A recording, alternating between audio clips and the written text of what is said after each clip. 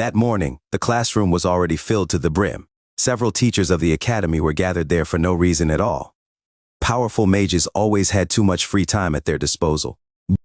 Suddenly, a youth walked in. He was handsome and unrestrained, exuding an aura of confidence that made evident him being a peerless genius. His presence became more overbearing with every step. Dear heavens, who is that youth of unparalleled manliness? The female students were of course top-tier beauties, wearing long chipaos that revealed ample part of their generous bosom and let them show their long jade-like legs from the side slit. Soon, blood rushed to the face and the most private parts of the young and pure maidens, making them bloom like red roses. The handsome youth was, of course, Lith, our protagonist. His black, silky hair moved with each stride. His smile was filled with nothing but unrestrained power. He knew that in that small world, he was peerless beyond reason. Dazzled by his appearance, the professors decided to test his wits, so see if such overbearing talent really belonged to a true genius. "What do you think about the Tao of magic, young master?" said an old man whose beard almost reached the floor. Such an easy question. Lith's boundless self-confidence filled the whole room with admired gasps. He was the kind of man that every woman wanted, and every man wanted to be. He who strikes first strikes twice. Buy low, sell high. His reply made the male audience turn green with envy. So young, yet so wise and knowledgeable about Taoism and philosophy. He truly understands the Tao. Heavens don't have eyes, why him? He is just common or trash. Why it couldn't be me? I come from the insert pompous name here family. We have hundreds of years of artifacts and legacies, yet I am nothing compared to him, everyone thought. The female audience, instead, had already fallen head over heels for him. All that they could think about was how to capture his manly heart, and how many children of him they wanted to bear in their wombs. But Lith hadn't finished yet. "The cat is on the table. It's 9:15. Those simple words revealed a profound and unfathomable wisdom. Soon the professors realized that it would take them years to understand the truth about the Tao that was hidden behind those words. At the same time, the female audience raised the baby count by 1, some even by 3. They were healthy young ladies, after all.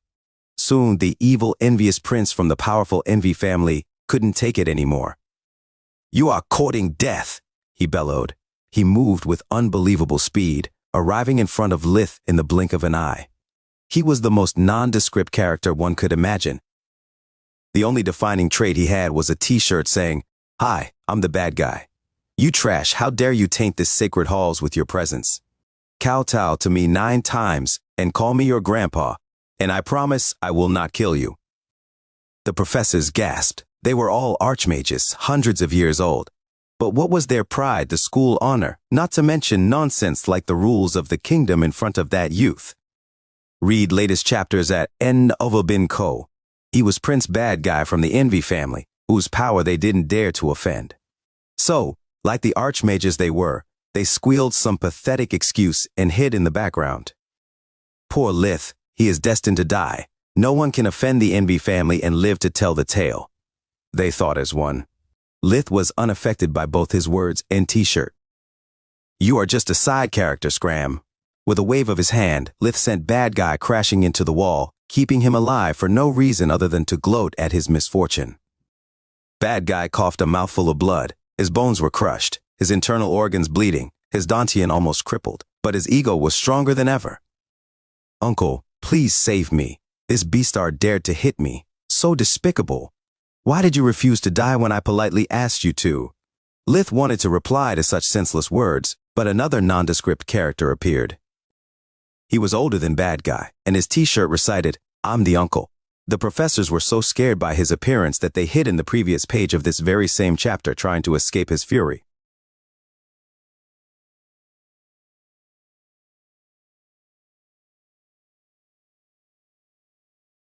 That's the legendary Bad Guy's uncle.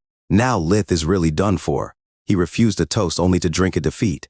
"Who dares to hurt my nephew? I'm Uncle insert boring wannabe threatening speech here from the Envy family. Cripple your dantian and cut your own arms, and maybe I will let you live as a dog." Such a compelling offer. Lith sneered. "But you are a side character as well." I have no time to waste. Scram and make the final boss appear. Lith sneezed, and the power of that simple move broke down Uncle's body and will, sending him crashing in the wall right beside Bad Guy. "Oh, Patriarch, please avenge us," he said, coughing a mouthful of blood before passing out. "Who dares defy the Envy family?"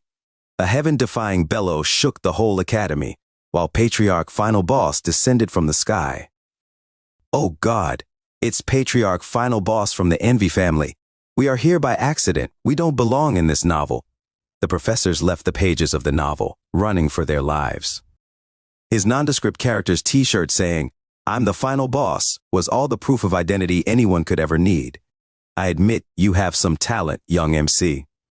But it's time that this story goes back to its rightfully tracks. It belongs to my Envy family. Lith laughed coldly. Did you even bother reading the title? It's Supreme Magus, not the Envy Chronicles. Enough wasting pages. Do your worst. How dare you correct me when I'm so wrong even a blind, deaf, and dumb man would notice? Take this hit if you dare. Final Boss unsheathed the Black Phoenix Evil God Cyber Monday sword, a peerless artifact that the Envy family had passed on through the generations. The sword light was filled with boundless power and knowledge. Sword intent could be clearly seen, piercing time, space, and even the author's patience that was growing short with so many filler words in the same sentence. The audience felt like Mount Tai was falling down from the sky. The pressure of that strike was unbearable, even for the spectators. No one could possibly imagine what Lith was feeling under such killing intent. It was pure and unrestrained boredom. Lith didn't move from his spot. Simply ripping open his robe, he revealed what was hidden inside.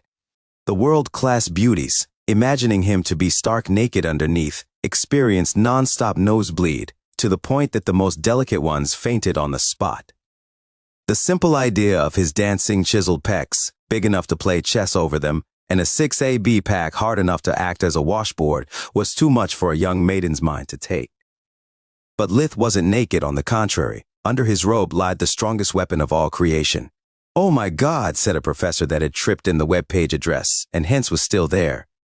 "Shiny as silver, light as silk, but durable without equals. No, it cannot be." Even Final Boss, despite still performing his strike, was able to catch a glimpse of the true nature of his opponent. "That's right." Lith laughed a handsome, overbearing, manly, peerless, genius laughter. "It's the legendary platinum armor, better known as plot armor." "Hi there, I'm the author," the armor said. "Now scram, I'm not going to change the title of my work for a nondescript cookie-cut character like you." "New!" When the sword and the plot armor collided, Final Boss disappeared from existence, and so did Bad Guy and Uncle. And so Lith lived happily ever after, never knowing exactly how many members his harem reached, despite having an intimate knowledge of every and each one of them. White Griffin Academy staff, Headmaster Linjos, the young headmaster of the White Griffin Academy, trying to reform the institution on behalf of the Queen. Professor Gian Trask holds the Theory of Combat Magic class, teaching the students the importance of first chore magic and how to use it to survive close encounters when fake magic is not available. Professor Valessa Nalier holds the Principles of Advanced Magic class, teaching the students a method exclusive to the 6 big academies on how to cast Tier 4 spells and above. Professor Vaster, professor in charge of the Healer Specialization class. Professor Duke Marth, head of the White Griffin Light Department. A brilliant mage and the only one capable to handling Manohar.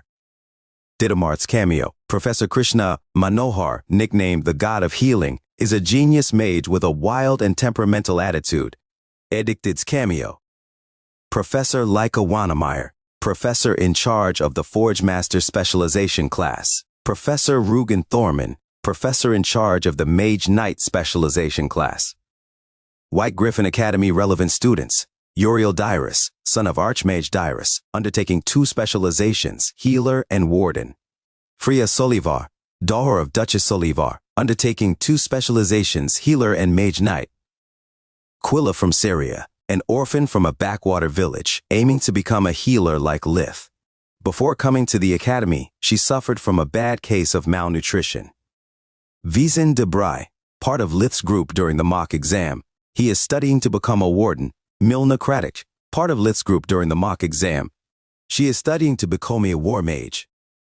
Follow new stories at NoVLB.com. Floria Ernest, part of Lith's group during the mock exam.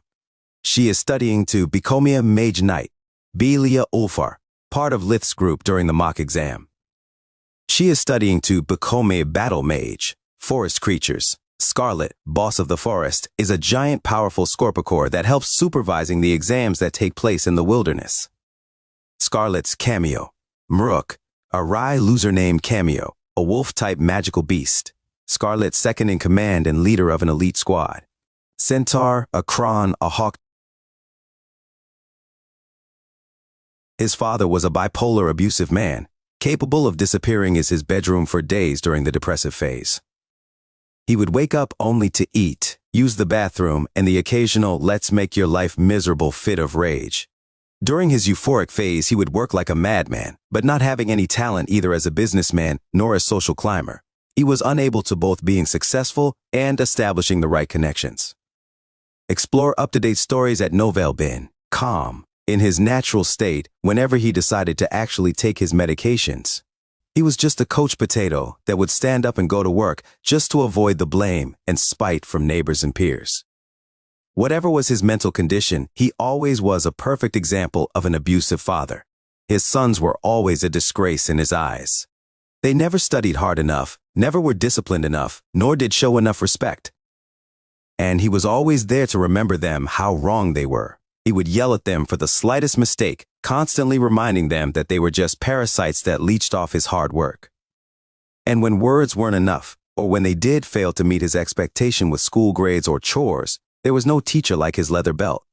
Hence, Derek and Carl had to quickly learn how to fend off for themselves, since their absent-minded mother practically forgot about them right after giving birth, dedicating her life in pursuit of peace and quiet, staying as far as possible from her spouse tantrums.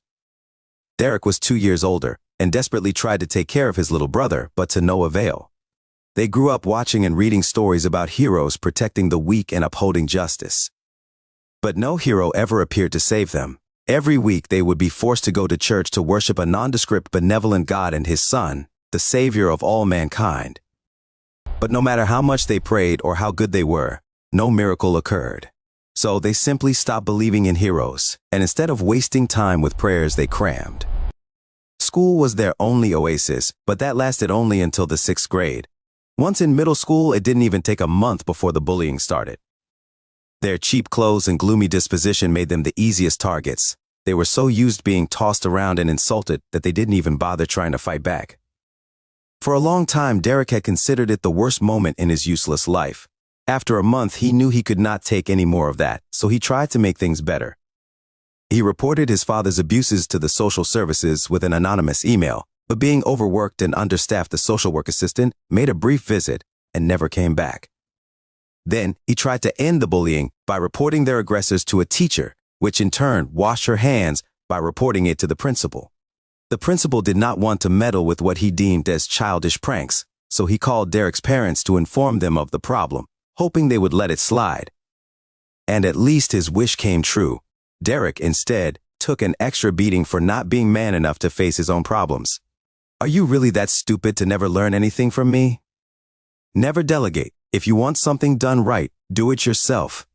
Derek had never felt so helpless and desperate, so that night he bawled his eyes out until he fell asleep. That had been the last straw. The next day he felt different, clear-headed like never before. It was not the time for despair anymore. He needed a plan. It would take him years to realize that something inside him had died. He was no longer able to trust, hope, or develop any sense of kinship. He was surrounded by enemies, and to survive, Derek needed to be able to fight back. So Derek asked his father to let him join a dojo and learn martial arts. And to his surprise, he did not have to beg or even ask twice. His old man was glad that his wimpy and scrawny, poor excuse of a child was finally interested in becoming a man. His only condition was that Derek was not allowed to quit for at least 1 year, otherwise he would have to pay for it. Not only Derek started practicing Aikido almost daily, he would also wake up 2 hours earlier every single day to build muscles doing push-ups, squats, sit-ups, and running until he was out of breath.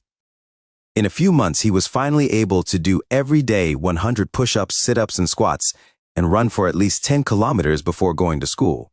Aikido soon revealed to be a perfect choice for his situation. At low level was mainly focused on self-defense, but there plenty of space for attacking and fighting dirty. By practicing martial arts, he finally discovered something he was good at. He was not particularly nimble, nor a fast learner. His hand-to-eye coordination was also average at best. His talent lied in the ability to spot the best time to hit a sensible spot during a block or a defensive maneuver.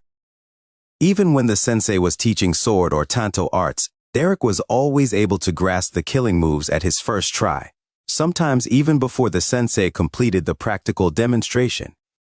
It was an exciting yet disappointing discovery since his only talent had no practical use. Even if Aikido was a sport with tournaments instead of a discipline, hits to groin, eyes, and trachea were universally forbidden. For months, Derek kept training hard while keeping a low profile at school, planning his next move. At the end of the first semester, Derek stopped hiding from the bullies and started replying in kind to every single insult they threw at him, using the best quick-witted roast lines he had found online.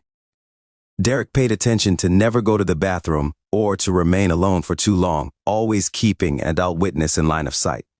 It did not even take a full day before his enemies were fuming and outraged. Only when the veins almost popped out their necks, he threw his bait. "I have enough of your shoals. Meet me in an hour behind the grocery shop between Lincoln and the 3rd. Or are you too scared? Since you seek death, I will happily grant your wish, you fagot. It will only be you and the 3 of us. All right?" Derek nodded without believing him in the least. And he was right. When they entered the back alley, they had brought along 2 more people. Derek was waiting for them, leaned against the wall at the end of the blind alley. "There you are. I was starting to think you would stand me up." They started laughing. "Sorry we were late. Hope you do not mind we taking some friends for the party." Derek shrugged, while grinning from ear to ear.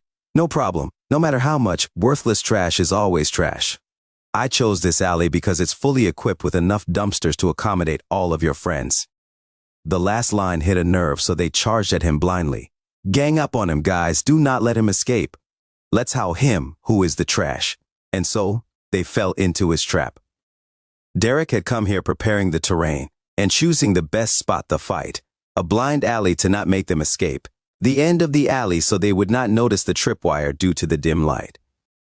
The first 2 fell down hard on the concrete, and those behind them were so worried about not trampling on their friends that never saw the steel pipe coming. They did come in numbers. Derek had come fully armed. Using the pipe as a sword, he quickly hit them respectively on the head, the side of the knee, and the groin. Only then he started hitting the 2 that were trying to get back on their feet.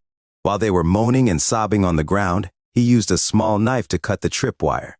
Then he started beating them again and again with the metal pipe, giving a special attention to the nether regions. Deeply inside, he knew what he was doing was wrong, but he could not care less.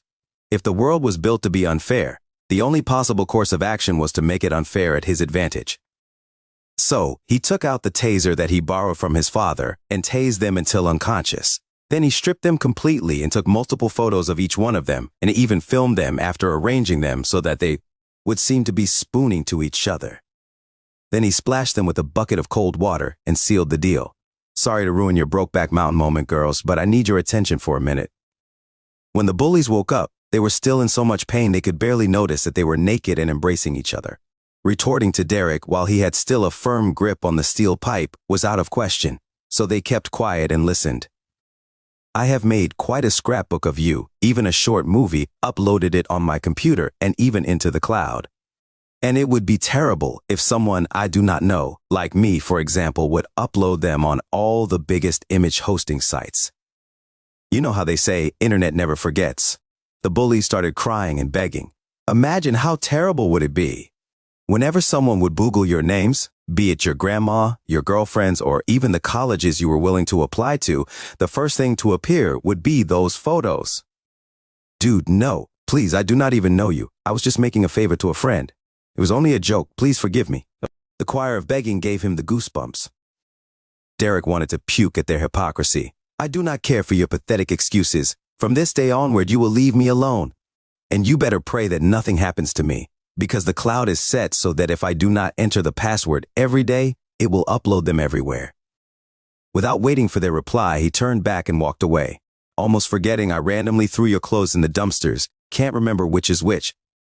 If you don't want to go home in your birthday suit, you better start digging. So long, suckers. Derek returned home euphoric, almost singing. He had never felt so proud of himself and had the completely undeserved confidence that he would never think about those B-stars ever again.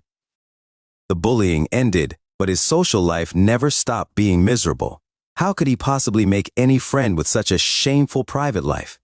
He had to constantly hide the bruises with long sleeves and had run out of plausible excuses for his streak of black eyes months before. His classmates and professors simply pretended to not know, and he just pretended to believe being that good of a liar. It was painful, but manageable. He still had his little brother to share that pain with. Carl was all he had, his family, friend, and confidant. He was Derek's whole world. But when that age came, he started having crushes toward girls in his school, and those feelings weren't as easily suppressed. Once again, he felt utterly helpless. He could not tell anyone about his problems, could not allow people to get close to him. Otherwise, he would have to think of an explanation for not being allowed to bring any friend home, let alone a girl he liked. Derek was tormented by cruel thoughts, often demanding the heavens why what others took for granted was but an impossible dream for him. Fueled by the hormonal storms, Derek's rage started growing relentlessly. He started having trouble sleeping at night, thinking about all those lovey-dovey couples out there. Derek knew he was different from them. His crippling flaw wasn't being shy or having a bad case of acne. His problem couldn't be cured by any doctor because it had a name and surname. Ezio Esposito, his trash bag of a father. Derek started conceiving plan after plan to get rid of him, even if that meant killing him. At night, he would devise elaborate and meticulous plans that often involved prolonged torture, making Ezio suffer like Derek did for all those years. But when morning came, he would always realize it was a dumb plan, more wishful thinking than anything else. Derek lacked the means and the ruthlessness necessary for getting rid of Ezio. No matter how much he hated him, Ezio was still his father and he was just an angry teenager. Kill Ezio? Sure. And what about then? Live a whole life ridden with guilt? Running away from home to avoid being the arrested? And with what money? Killing Ezio would have meant abandoning Carl forever and destroying any possible chance of being happy in the future. So, every morning Derek would swallow his plan along with the porridge and move on. His only real prospect was to cram as a madman, get a scholarship, and get out of that hell as fast as possible. Time flew, and in the blink of an eye was the last summer before Derek's first year of high school. Despite the hot climate, his heart was cold as ice. Derek had already hit his growth spurt.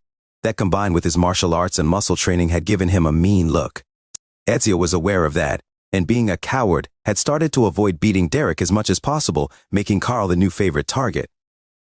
Derek had already tried standing up for his brother, but the only result had been Ezio buying a nightstick from the local army surplus and getting beaten with it instead that with Ezio's bare hands. He saved Carl from that by begging and crying, and only because the ruckus had alarmed their neighbors. So, whenever Ezio threw one of his tantrums, Derek could only watch his brother getting beaten again and again. Then, one morning, Ezio received his first big commission in years. So, he wore his best suit despite the heat, and had Derek preparing him the briefcase and the laptop. Ezio was in a real hurry. He could not afford his competitors to snatch this whale. It could have been his career-making commission. Derek rushed to the door, where Ezio was already waiting, and helped him adjust the laptop satchel.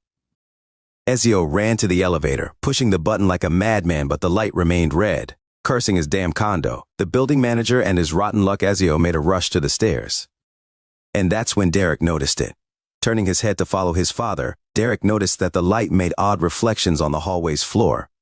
Discover new stories on NoVLBN.com. Ezio had just passed in front of him when he realized that the janitor had just washed the stairs, but forgot to put the wet floor sign. It happened all in an instant.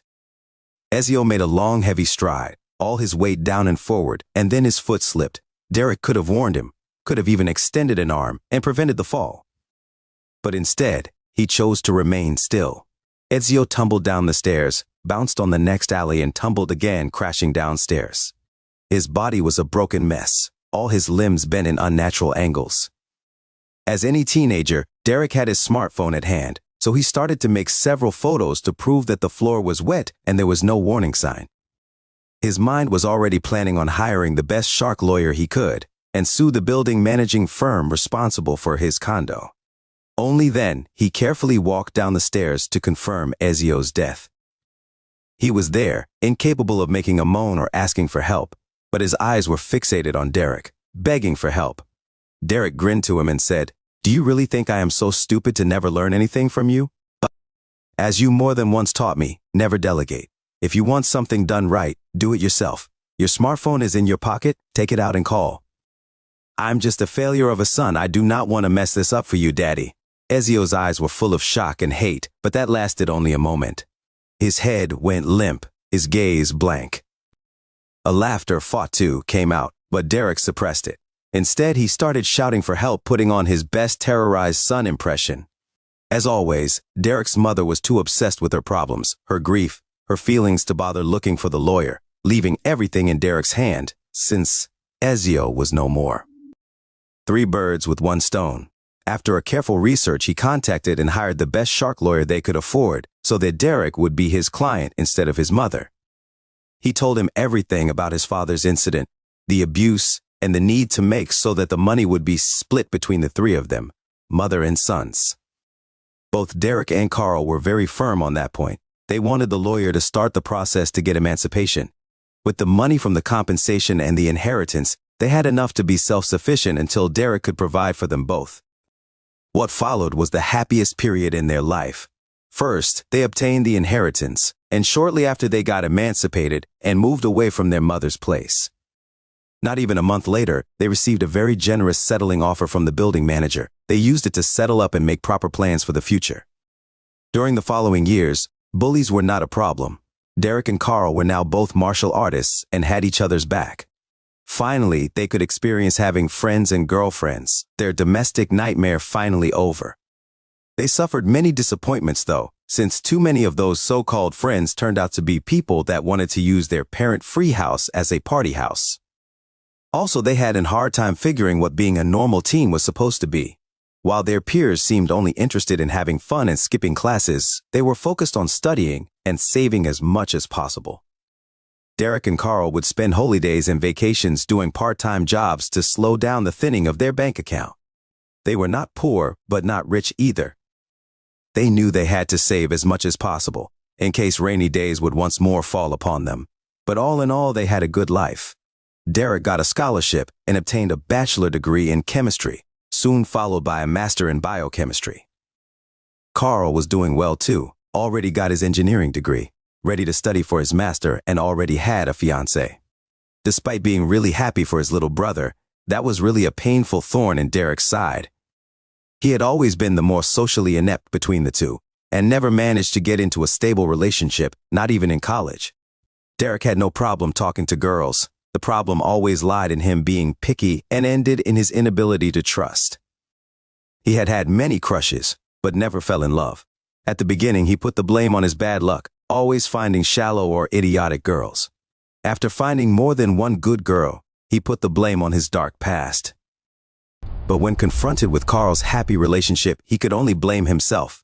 While Carl had suffered almost the same things, he got out much stronger and purer than Derek.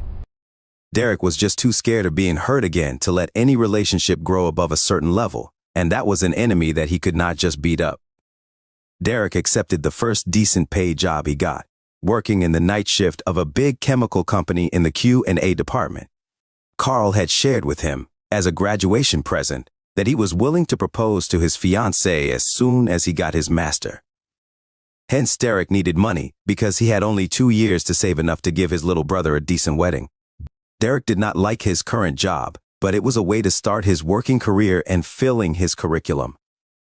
Also, it was well paid, and he resolved to use the company insurance to seek for psychological counseling. He knew he had problems and wanted to work them out. Derek consulted several doctors before finding someone he was able to work with, and after several months he felt he was finally starting to make some progress.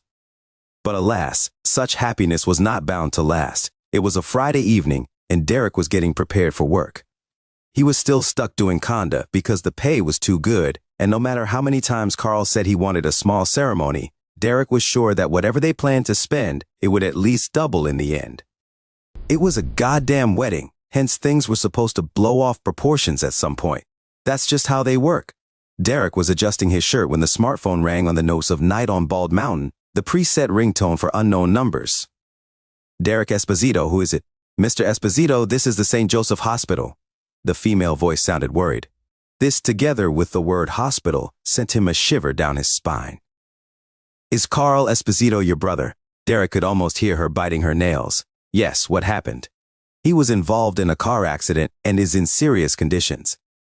You should come here as soon as possible. The doctors need you since you are his healthcare proxy and the patient in unconscious. A car accident? Derek yelled, while rushing out of the door and looking for a cab.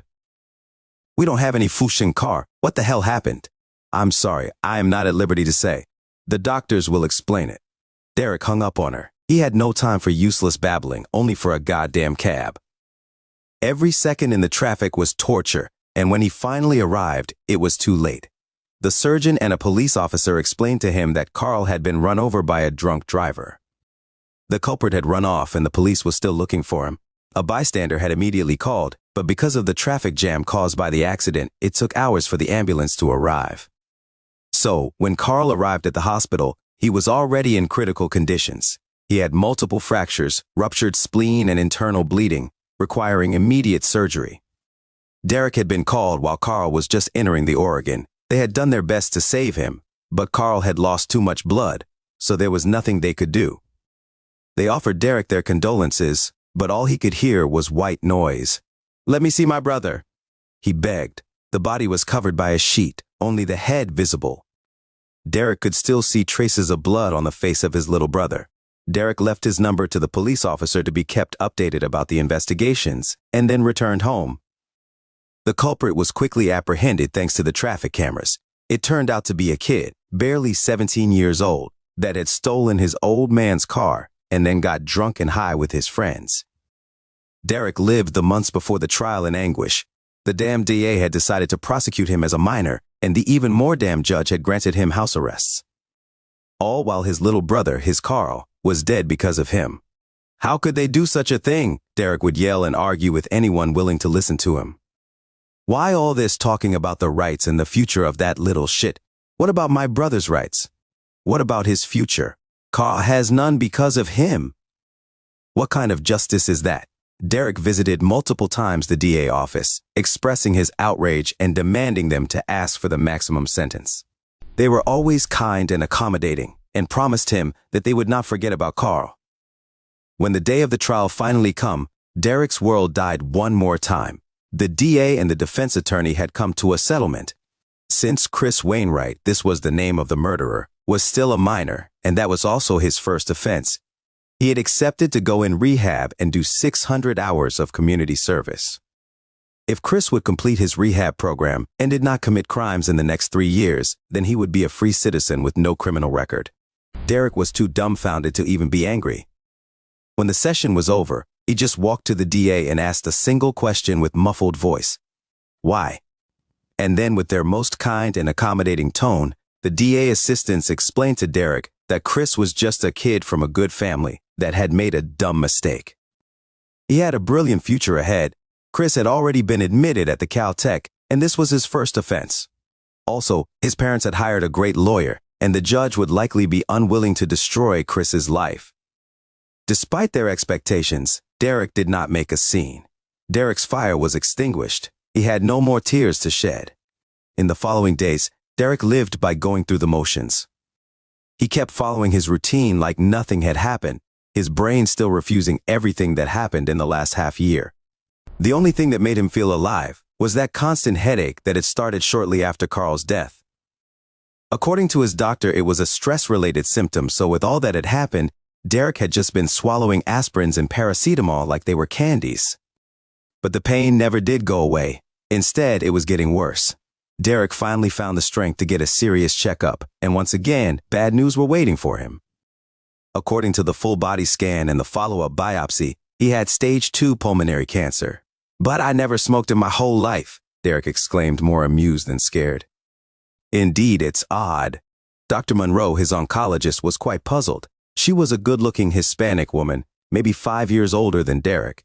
In another moment, he would have probably asked her out. You told me you work for a chemical company, right? Derek nodded. Such an aggressive cancer is too uncommon to be a coincidence. My personal opinion is that their ventilation system failed. You and God knows how many more people have been breathing poison from quite some time, but we wear masks the whole time we work with the chemicals, and speaking for myself, I followed the safety protocols to the letter. My colleagues always mock me for it. Derek was still in disbelief. Then maybe the masks are cheap pieces of junk. Or maybe the lab or the storage, if not both, have leaks. These corporate scumbags only seek profits. It would not surprise me in the least if they cut from the safety budget to put more dividends in their pockets. Dr. Monroe was too outraged. Even in his catatonic state, Derek could tell there was more to it. Doctor, what are you hiding from me? He asked, looking her straight in the eyes for the first time. She nibbled on her lower lip for a while before answering. Between you and me, you are not the first case from your company. I have already reported it to the Department of Health and to the federals. If I were in your shoes, I would get a good lawyer and sue the soul out of them. You'll need a lot of money for the treatments. I agree on the lawyer, but I refuse any treatment. I'll just take palliative care. Dr. Monroe jumped from her chair. Do you realize that without the proper treatments you have 6 months, a year at best to live? Also, as I have already said, your cancer is really aggressive. We need to start as soon as possible if we want to a chance to beat it. The situation was dramatic, but Derek found all those wee words hilarious, so he could not refrain from chuckling. We barely know each other, doctor. So, we have nothing to do if not going separate ways, Derek said to her with an icy tone. What do I have to live for? I have no family, no loved ones. My little brother's ashes are all that is left to keep me company. I could die tomorrow and I would not give a st. They parted on bad terms, but she still gave him her number, in case he changed his mind or simply needed to talk. Derek called his old shark lawyer and explained everything. Years had passed, but they would still send each other Christmas cards. Derek had kept tabs on him, just in case. He had now more gray hair than before, but was still a first-class shark. Derek stopped going to work and started spending his money without much care. He would go to all the fancy restaurants he had always wanted to try, bought the suits he always dreamed about, and only ate his favorite foods for breakfast, lunch, and dinner. Derek would spend most of his days playing games on his brand new gaming PC and revisiting all the spots that held a significance for him and Carl. Then, 24 days after the diagnosis, he had an epiphany. It was a night like all the others since he had quit his job. Derek would wear one of his new suits and wander off the city to see what would kill him first, the cancer or a random crazy head. Once reached exhaustion or simply boredom, he would then take a cab and get back home. Derek was walking with quick strides, high on his medications when he saw him. Chris Wainwright. He was holding a bottle of liquor, ill hidden inside a paper bag, from which he would drink in big gulps. Chris was talking and laughing loudly with a teen girl that was showing a lot of skin. She was holding a joint, taking big puffs, until they traded and got into a car. It was a custom-painted muscle car. Not the same Camaro that Chris had used to kill Carl. It was even bigger and more expensive. In that moment, Derek wanted to puke blood. How could he possibly have forgotten about that little bastard? Had his cancer really screwed up his brain so bad to be willing to let such a loose end slip? The tires screeched and the car started suddenly, almost running over a woman that was crossing the road.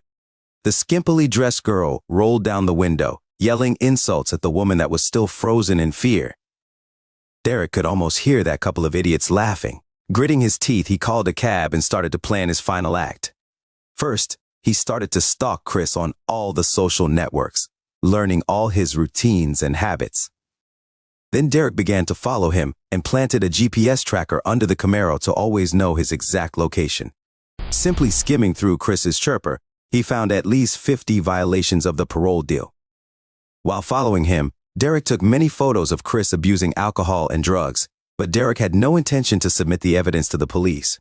What could he possibly gain from that? Chris would just get another slap on the wrist and then start being more careful. Derek had not the luxury of time, nor the willingness of doing what the so-called justice system was supposed to.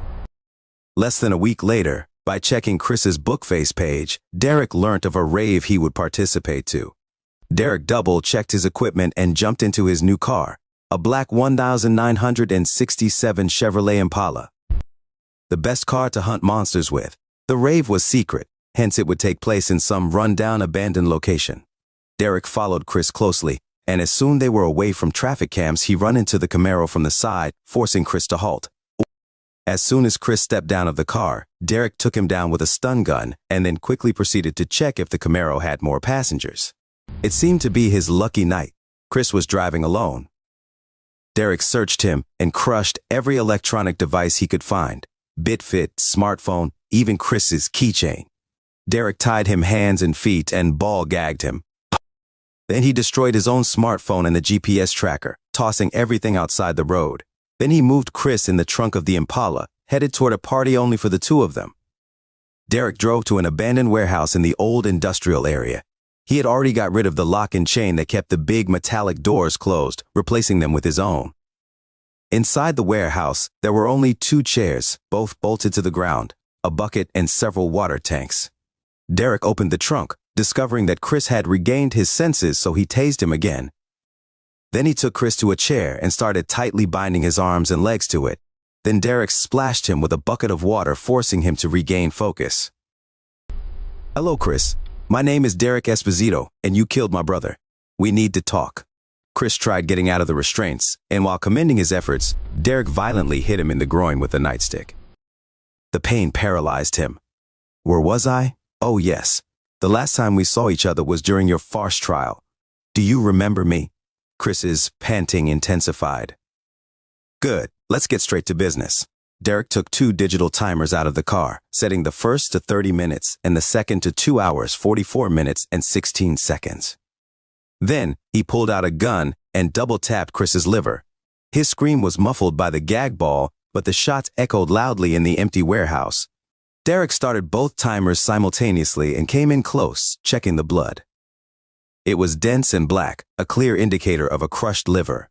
"Now, before the real pain settles in, I need you to take a good look to the timers. They are really important." Chris was crying and screaming, so Derek had to splash him again and pull him by hair to get his attention.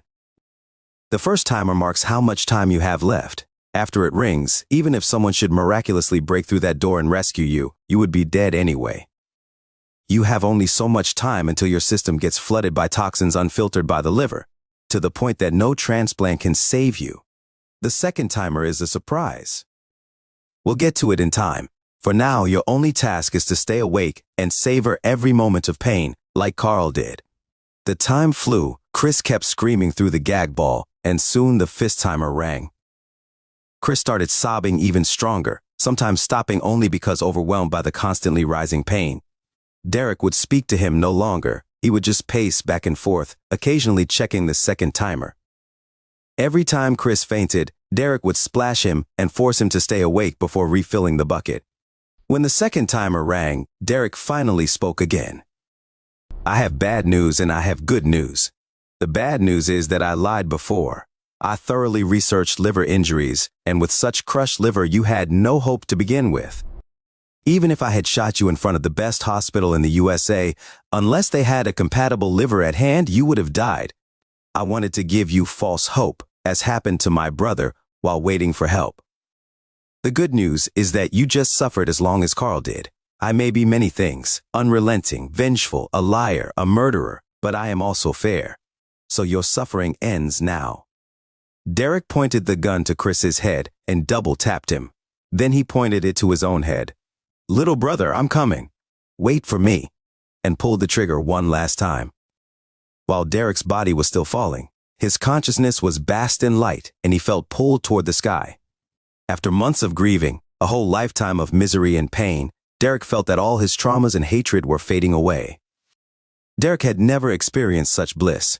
In this new form, he felt no negative emotion. He was in peace with his past, unafraid of his future. Derek was enjoying a present that he felt could lead to endless possibilities, and there was no right and wrong, success or failure. He would simply be, no strings attached. That intoxicating feeling lasted until he suddenly woke up, alive and breathing. All his negative emotions returned, plunging him back into despair. Derek cursed inwardly while trying to focus his eyes. Maybe it was because of the shot to the head, but his vision was blurry. So much for the perfect plan. Some idiot must have rescued me, and somehow I survived the journey to the hospital. I'm still alive. I still have cancer. I am still alone. But when his eyes finally cleared up, they strongly disagreed with his reasoning. Derek was in some kind of huge metal corridor surrounded by dead bodies. Alien dead bodies, to be precise. They were all wearing some kind of full body armor that resembled some kind of sci-fi spacesuit. Where the fuck am I? What the hell does this mean? He screamed while trying to get up, only to fall back on the floor. He fell hand first, and only then he noticed that he was wearing a spacesuit too, and that his hands, all four of them, had 3 fingers each. What the actual f? After much screaming and freaking out, Derek finally regained his composure and started to analyze his current predicament. The first thing that caught his eye was a huge hole in the spacesuit at the chest level. The contours of the hole had burn marks all over it, and there was a lot of purple jelly on both his suit and the dead bodies. That meant the purple jelly was coagulated alien blood. Derek turned his head to see the spot where he had woken up, noticing a lot of blood, and even something that he found safe to assume were some kind of splattered viscera. This makes no sense, he thought. All the evidence points to the fact that this body was dead as Julius Caesar until I somehow happened to inhabit it. And for whatever reason, it's also fully healed. Oh man, this means all religions are dead wrong. Luckily, I never believed in any mumbo-jumbo, otherwise I would be really disappointed right now. Derek then proceeded examining his new body. It had 4 arms, only 2 legs, but all the limbs were long and skinny. The legs were reverse-jointed, like those of a cat. Both hands and feet had only 3 fingers each. Derek was really curious about his facial features, but there was no reflective surface in sight. So he tried feeling his face with the fingers, but the suit turned out to come with a helmet, which did not impede his senses though. The only thing he could establish was the shape of the helmet, and based on it, Derek's new head should have been something similar to a shark's dorsal fin. Then he tried to speak. Test, Derek Esposito, 1, 2, 3. He could somehow do it, but it was still English. That meant that he did not inherit neither the muscle memory nor the intellect from the body's previous owner. Derek tried getting up, but the center of gravity was too different from his old body, so he had to give up and proceed crawling like a baby. So, he started examining the corpses to make heads or tails of what was happening around him. Judging from the suits, there were 2 factions at war. One had a red-colored spacesuit, and the other, which Derek was donning, was gray. He had no idea which side was winning, but it would not make any difference to him anyway. Unless the suit was equipped with a universal translator, he was incapable of communicating. Enemies would kill him on sight. Allies would probably ditch him like garbage. Who would ever want a rambling idiot, incapable even of walking during a life or death situation?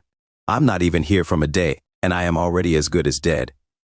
Refusing to give up, Derek managed to get up by leaning on the walls and started exploring. The corridor had many doors, yet his choices were painfully limited since he could only go through the open ones. Derek had no idea how to open the doors, nor how to operate the control panels that he found along the way. He tried pushing buttons at random, but nothing happened. And he was starting to get hungry. Will I die like this? Starving in a goddamn spaceship, alien planet, or whatever the fuck is this? I don't know what this useless pile of flesh eats. Even if I stumble on a mountain of food, I have no way to know what is what. And even if I did, I do not know how the heck to remove this helmet. After walking for several hours, hunger and frustration drove him to hysteria. Derek screamed and kicked whatever was within reach, until exhaustion made him fall asleep. When he woke up, his mind was clear again. This is a nightmare. I am all out of options to the point that even if I wanted to kill myself, I would not know how. He banged the back of his head against the wall to keep frustration at bay. I never thought about this, but being reborn in a sci-fi environment is truly the worst-case scenario. Alien body, alien customs, complete lack of the new species' common sense. And to make things worse, everything here is so high-tech that I cannot even operate a door. Heck, every goddamn button could be tagged and it would still be useless to me since I don't know their language. His hunger was rising, and he was feeling weaker by the hour. Having no time to lose, he started wandering again, this time banging and screaming at every door he met, trying to draw some attention. Derek was on the verge of fainting again due to hunger and exhaustion when finally a door opened up. The shock was great enough for him to lose his grip and fall to the ground. On the other side, there were gray-suited aliens in a wedge formation. Every one of them was holding some kind of long metal staff as it was a rifle. Derek didn't even attempt to get up. He just waved a right hand, hoping it was a peace sign. "Captain, that's XR. His life signal getting back online wasn't a glitch in the system. He is still alive." From this point onward means words that Derek does not understand. The formation opened, and a taller and bulkier alien closed in. The soldiers never lowered their weapons nor lost focus, waiting for the attack order. "What are you doing on the floor, soldier?" "And how in Thrax's name did you survive that ambush?" the captain asked with a coarse voice. "Dude, I have no idea what you did just said." What is he rambling? "Medic, any reading on that blaster wound?" A purple-dressed alien walked forward while scanning Derek's body. "None, sir. It's not any dialect in the Empire." And the scanner confirms that the hole in his armor is definitely from a Corellan blaster. I have no idea how he survived it unscathed. It's a miracle. "It's a liability." The captain's tone was grim. He took a staff from a soldier's hands, and by pushing a button it became a glaive whose blade was made of pure energy. "Well, seems that I'm going to die from a lightsaber. It's cool. One hit and I'll be turned into dandruff. Lucky me, another painless death incoming." When the captain plunged the glaive into his chest, it did not make any burning sound. It pierced him from side to side, bleeding him to death. The blade was not a laser-based weapon, but a hard light construct, making it no different from an ordinary glaive. "Listen up, soldiers. Izark was a good soldier, and we will remember and mourn him as such. When and if we get out of this alive. But that thing, whatever that is a risk we cannot allow to take. Not with Prince Rekhart in our care and those Corellan rebel scum still at large. Better some collateral damage than a spy among our ranks. Now shut that door and check the perimeter again." This time, death was far from painless for Derek. He felt like his chest was on fire, but what really hurt wasn't the wound as much the lungs. Derek was struggling to breathe. Every breath was shallower and more difficult than the last. Blood started gurgling from his mouth, and he felt like slowly drowning. His throat kept contacting, trying to draw in air, but to no avail. It took Derek less than a minute to die, but for him it seemed to last forever. Once again, he found himself basked by blinding light and pulled towards it. Just like the last time, he felt all his worries and rage fading, but instead of enjoying the feeling, he was simply annoyed. Derek had never believed in any god, hence he never believed in heaven or hell. Humankind has always been a terrible race, he thought. It's impossible to define someone as truly bad. Most of the times, the bad guys are simply people who never got a chance to be anything but criminals. Then there are people, like me, whom life had pushed and pushed until they broke, not to mention psycho and sociopaths. How could someone that is born bad be sent to hell simply because his head is malfunctioning? Hence, I have always believed that either there was an afterlife for everyone or no afterlife at all. Death is supposed to be final spirit level, good or bad, rich or poor, the destination has to be the same. Instead, I got this cheap excuse of reincarnation screwing with me. What purpose being reborn could possibly have if I retain all of my memories? Whatever body or planet I would end up in, I would still carry my baggage. So once outside the light, all my pain, rage, and contempt toward humankind would prevent me to learn whatever lesson I am supposed to learn. Inside that otherworldly space, he had the clarity to see that his psychologist was only half right. He could only change if he wanted to, but because of all his past experiences, he had no will to. It was a perfect example of a catch-22 paradox. Suddenly, he was pulled downwards and away from the light. His vision was a blur, but he could still hear a lot of commotion around him. Giant hands were holding him still while he was puking God knows what, and judging from the breeze on his butt cheeks, he was naked. I don't know what the heck is going on, he thought, but I bet I am in deep shit again. When Derek was finally able to see again, he discovered that the hands were not gigantic. The issue was him being very small. A baby, to be precise. He is alive. I did it. I managed to save your boy's life. A further inspection revealed that said hands belonged to some gibberish rambling old hag. Derek was currently inside a wooden shack, surrounded by people dressed with rags that could be called clothes only if they were part of a 1000 AD themed Renaissance fair.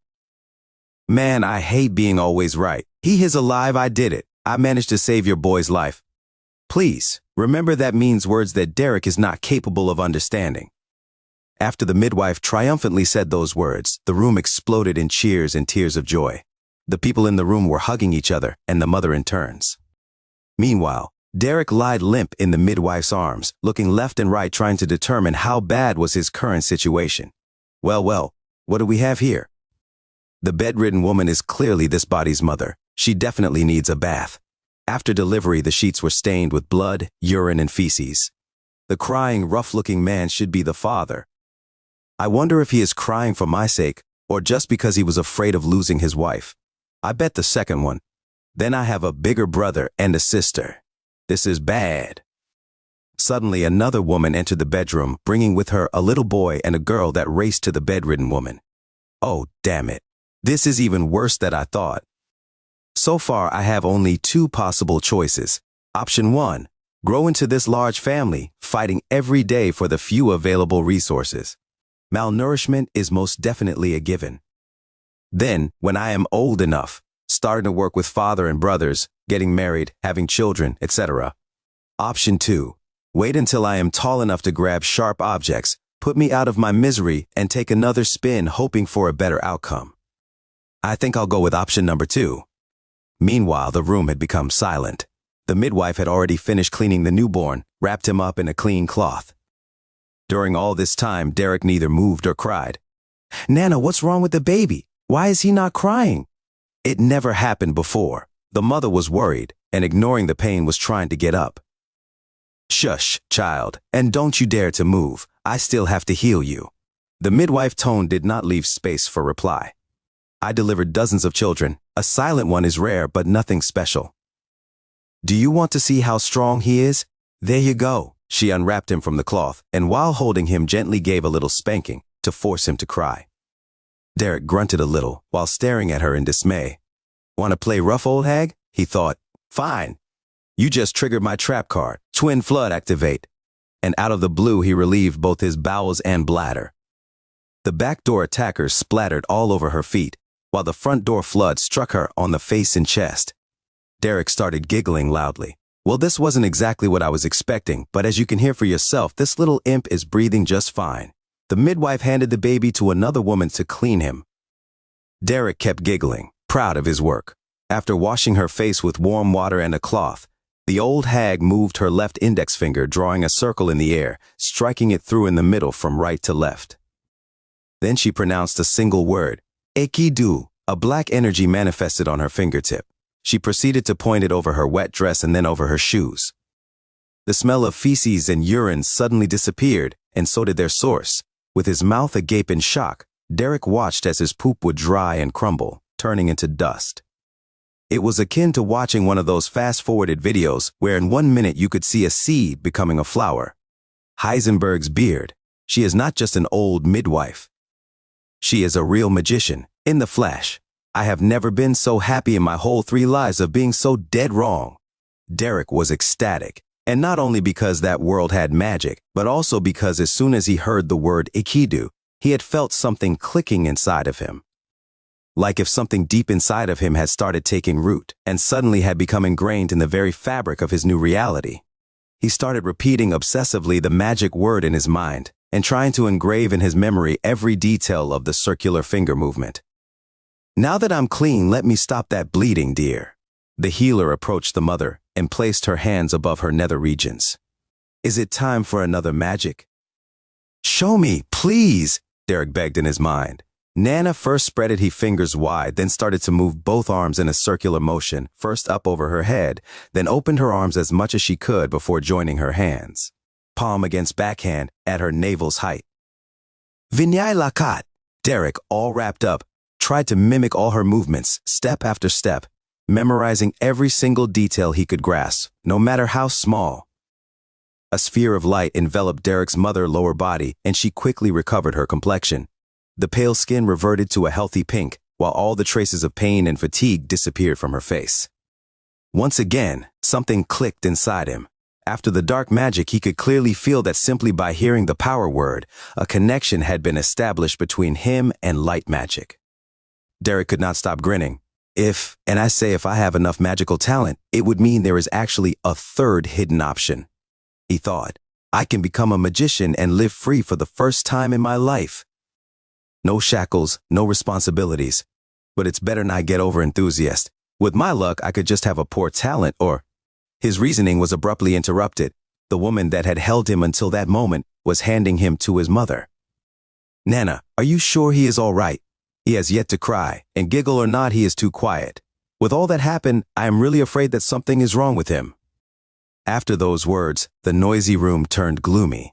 Afraid that he was somewhat responsible, and quite eager to explore option number 3, Derek did his best baby impression, giggling, smiling, and doing raspberry sounds. Nana felt her professional pride hurt by such allegations, but it wasn't her first time with an anxious mother. She knew Alina since she was still a child and had delivered all her babies. Nana could not deny that this delivery had been one of the most difficult of her career. The labor had lasted hours, and she had been forced to cast healing spells multiple times to stop the bleeding. When she finally could see the baby's head, she knew something was wrong. Alina was fighting with all her strength, but the baby was limp. So, she had rushed and used her hands to pull out the baby as fast as possible, only to discover that he was being strangled by his own umbilical cord. After cutting and removing it, she had tried all her best spells, but to no avail. For a whole terrible minute, Nana had believed the child was lost. But then the healing light had finally activated, forcing the baby to puke, clearing his airway. Then and only then, Nana started affording the luxury of relaxing. Healing magic was no miracle. It could enhance the life force of the patient, making easier to recover from an illness or healing from an injury, but it could not create life. Nana was sensitive, so she understood that Alina didn't need a lesson about magic. Just be reassured about her child's health. Worry not, my child. I can prove it to you that all is well. With a warm smile, she caressed Alina's cheek and took Derek from her arms, removing the cloth like she was revealing a treasure. Nana carefully adjusted Derek in the crook of her left arm. Then she circled her open right hand all around him and said, Venir rad tu. A small wisp of light came out of her palm, dancing around the baby before penetrating his chest. The light spread it from head to toe, making him emit a dim light. See, if there was even a scratch on his body, my injury-detecting spell would leave that area bleak. Your little son is fine. The energy flowing through his body was making Derek feel empowered. In his old life, he had felt like that only few times, when he got his degrees, when he finally abandoned his parents' home, when he beat up the bullies. But all those times it had been a fleeting emotion, lasting few seconds at best. Now it was different. It wasn't just adrenaline. Real magic, real power was coursing through every fiber of his being, making him feel invincible. So when the spell started fading off, he could not accept that. No, come back to me, give me my power back, Derek screamed inwardly. He focused on the last strands of energy, willing for them to stay. He could not cast the spell on his own, but he could still feel the lingering power and started feeding it with his own. Derek's light stopped dimming and instead grew stronger and stronger. Nana was dumbfounded. She had never seen anything like that before. That was not how the spell was supposed to work. Derek wanted it to last forever, but a second later he fell asleep due to mana exhaustion, and the light disappeared quickly. Nana wrapped up the baby again and returned him to his mother's embrace. Nana, what was that? Alina asked, full of wonder. The old healer had no idea how to answer. Many possibilities popped up in her head, and all of them would require long explanations that would needlessly make Alina worry, and maybe even forcing Nana to repeat the spell. Had been a long day, and she had no intention on prolonging it even a second more than necessary, so she borrowed a line from her childhood's favorite fairy tale. My child, I think the newborn may be blessed by the light. There is no need to worry, only to rejoice. Derek's first days as a baby were peaceful but far from boring.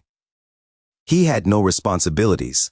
All he to do was eat, sleep, poop, and the occasional baby noise or finger-grabbing routine.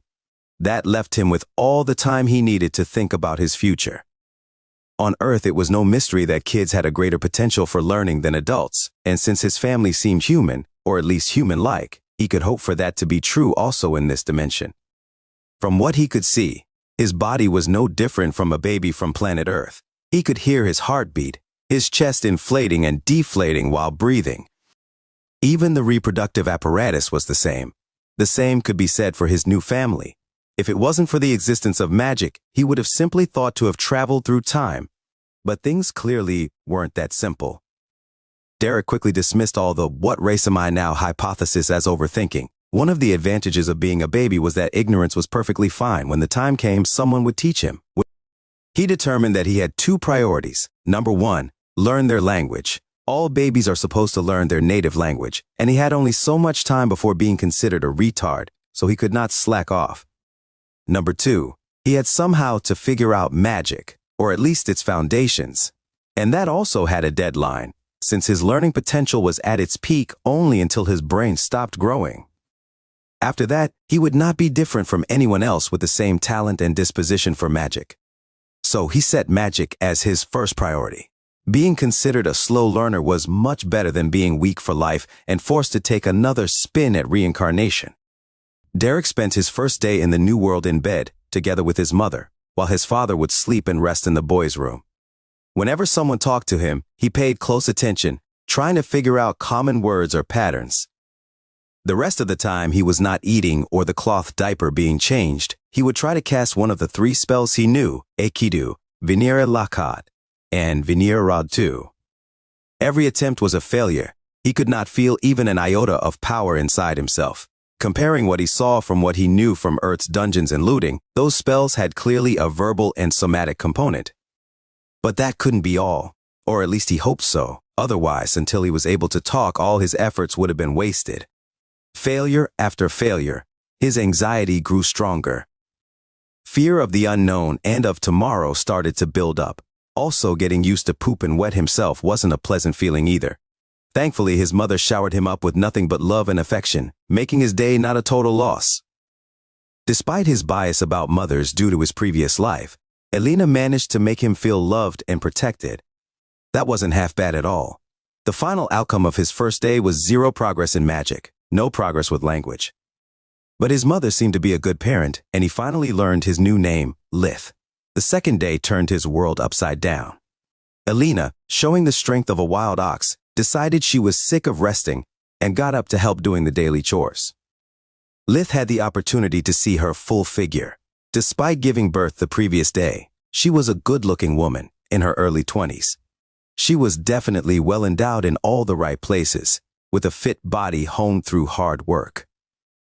Her shoulder blades' long hair was of a beautiful light brown color, with shades of red all over it. Just the light of the candle made it look like there were flames dancing within. Seeing Mother with her hair down in a sunny day must be quite a sight to behold, Derek thought. Maybe it was because Lith was still a baby, maybe because of the mother-son bonding, but Lith felt deeply proud of her. He also discovered that she seemed to not use bra or underpants. Once finished dressing, she wrapped up Lith, making it impossible for him to move. Then Elena placed him into her sash, using it like a baby cradle so that she could easily hold him with only one arm with minimum exertion. She walked out the small bedroom and found her older daughter, Eliza, messing with the fireplace. "What in the great mother's name do you think you're doing, Lily? The sun is not even out. You should be sleeping. You know you are not allowed to mess with fire," she said with a hiss, trying to not wake up the house.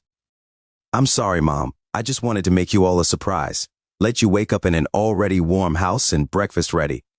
Eliza's face showed only sincere concern. "There is no need to worry, silly bee. Your mommy is a pro with kids," Elena said while ruffling her hair. Eliza, together with her twin brother, was the eldest child.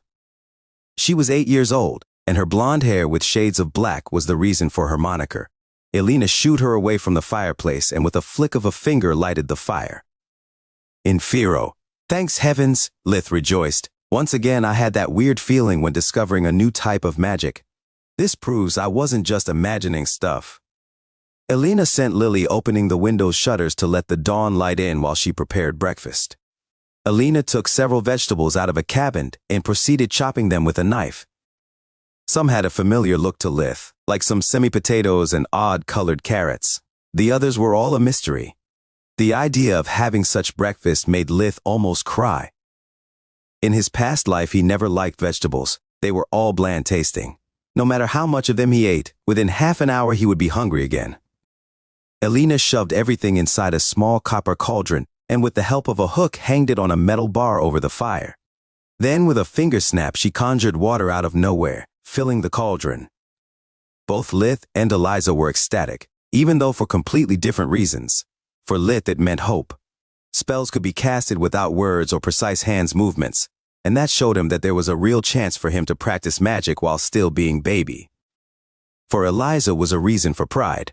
Magic was common, but every time Elena casted a silent spell, it was like watching a real magician at work. "You are so amazing, Mom." Eliza's eyes were full of admiration. "Will I ever be as good as you with magic?" "Of course you will, silly bee," Elena replied with a kind smile, while inwardly adding, "after 10+ years of chores, every single day." After a while, everyone woke up to have breakfast together. The family consisted of Ra's father, Elena, 2 daughters, Eliza and Tista, and 2 sons, Orpal and Tryon. Lith could then establish with depressing certainty that there was no such a thing as an indoor bathroom. From what he could see, the house consisted of a big room used as dining room, kitchen, and pantry with 3 doors that lead to the various bedrooms and nothing else. The breakfast was relatively quiet, so he had no problems learning the word for water magic when his father filled some jugs. Joron! After everyone left for their daily routine, Elena moved along with Lith to a rocking chair. During the morning, he had the pleasure to discover that in the new world, the daily chores like washing the dishes or cleaning the floors were all performed using magic. From her rocking chair, Elena would simply twirl her index and medium finger while reciting Breza to generate up to 3 small whirlwinds that she would move all around the house to collect and get rid of the dust. Whenever someone would dirty the floor with earth or mud, a flick of the wrist and a magna would send them back through the same door they were brought in. Lith was delighted discovering how common the use of magic was. Everyone in the family, even the younger ones, would use magic to make their life easier. When bedtime arrived, Lith was dying to try some magic. He had waited so long for his hands and feet to be finally free. Elena fell asleep almost instantly. Yet Lith was impatient enough to have the impression of having waited for hours. After a full day of thinking, he had decided to try only air magic first until he was confident enough in his magic control abilities. Fire was just too dangerous for a novice, while water and light would easily wake up his mother. He could not spot any dirt to control in the dim light of the room and was too afraid to mess up with darkness magic until he got a better understanding of it. So he twirled his little arm and said, "Hey." Nothing happened. Lith tried and failed countless times before giving up. He did not know how long his baby body would have lasted until falling asleep, so he stopped despairing and started thinking. Magic was common. Whenever he heard for the first time an elemental magic word, something inside him had clicked, like creating a connection with the elemental energy. Those were all good news, but he still couldn't make head or tails why he was always failing. He never expected succeeding at the first try, but he had thought that something would have manifested. A random tiny gust of wind, a magic spark, anything would do. So, he started thinking back to when the healer had filled him with power. That feeling was not new to him, but he never experienced it so intense. Lith searched his memory until he found the answer.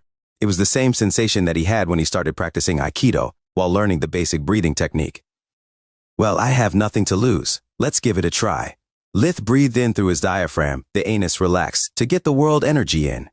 Then he would contract the anus, holding the breath for some seconds to let the energy settle in before breathing out, relaxing his whole body. Back on Earth, he had always thought that the intoxicating feeling he experienced during his first days of practice was just some kind of placebo effect. His naive young mind deluding itself that the weak could miraculously become strong just believing and practicing and all that key internal energy nonsense. But what if he later stopped experiencing that sensation only because his native world energy was just too thin? After some time, Lith started to feel a tingle all around his body, and then the energy seemed to move and condense inside his solar plexus. The more he performed the breathing technique, more clearly he could sense the energy getting more stable. In his old video games, mana was always blue. So he visualized a blue sphere settling in inside his solar plexus. After a while, Lith felt brimming with power. After holding his breath one last time, he twirled his little arm before commanding, "Air!" The wind generated barely tweaked his mother's hair while he had aimed for the blanket, yet he could not stop grinning. This is really a great start. In the following weeks, Lith's days consisted of a strict routine. During the day when he was all wrapped up, he would only focus on practicing the breathing technique and learning as much as he could about his family and their language. At night, he would practice magic until exhaustion made him fall asleep. Then, as soon as he woke up, he would start again until Alina would get up for the day. More than once he tried taking a break, but it would never last long. Living as a baby was not easy, on the contrary, was very stressful. He could not speak, even the words he had already understood to not scare his family. He could not move. He could do nothing but watch, sleep, eat, and relieve his bowels. He was not used to be so helpless and dependent on someone else for every little thing. Too much free time would bring him to the verge of insanity, so he would practice and practice, trying to adjust to his new reality without overthinking about how absurd and irrational was his situation. As Lith's powers increased, so did his control, and after a few weeks, he felt confident enough to try earth magic and water magic. He would always be careful, never conjuring more than a few droplets of water or manipulating a handful of dirt. He discovered that it was possible to make the elements float in mid-air, changing their shape and size by continuously spending mana. After that, he shifted his night training on focus and control rather than power. His mana was very limited, and he much preferred doing few elaborate tricks perfectly rather than a lot of stuff at the risk of blowing his cover. No matter how common magic was, Lith doubted that a baby practicing it would be any less than shocking or even terrifying. Lith was afraid of being abandoned by his family, or even worse, killed. He was once again scared of death, since now he had too much to lose. What were the odds to find another world where magic existed, to be born as a baby in a loving family?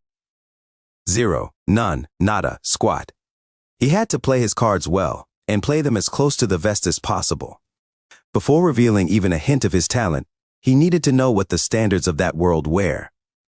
How much talent was considered good? How much divided being considered a genius from being labeled as a monster? His mind was constantly filled with worries, and only training would alleviate his anxiety. After 3 months, he had become good enough at silent magic to try fire magic on the fireplace. The fire was already lit, and when everyone was busy talking and eating during breakfast, he tried making the flames dance at will. It ended up in failure, since the flames were too strong, and the distance too big for his mana to have any effect. Yet he kept trying, since he could still sense the flow of magic going from himself to the fireplace, hence making it a good training to expand his mana sense and range. The only downside of all that training was that Lith would get hungry faster.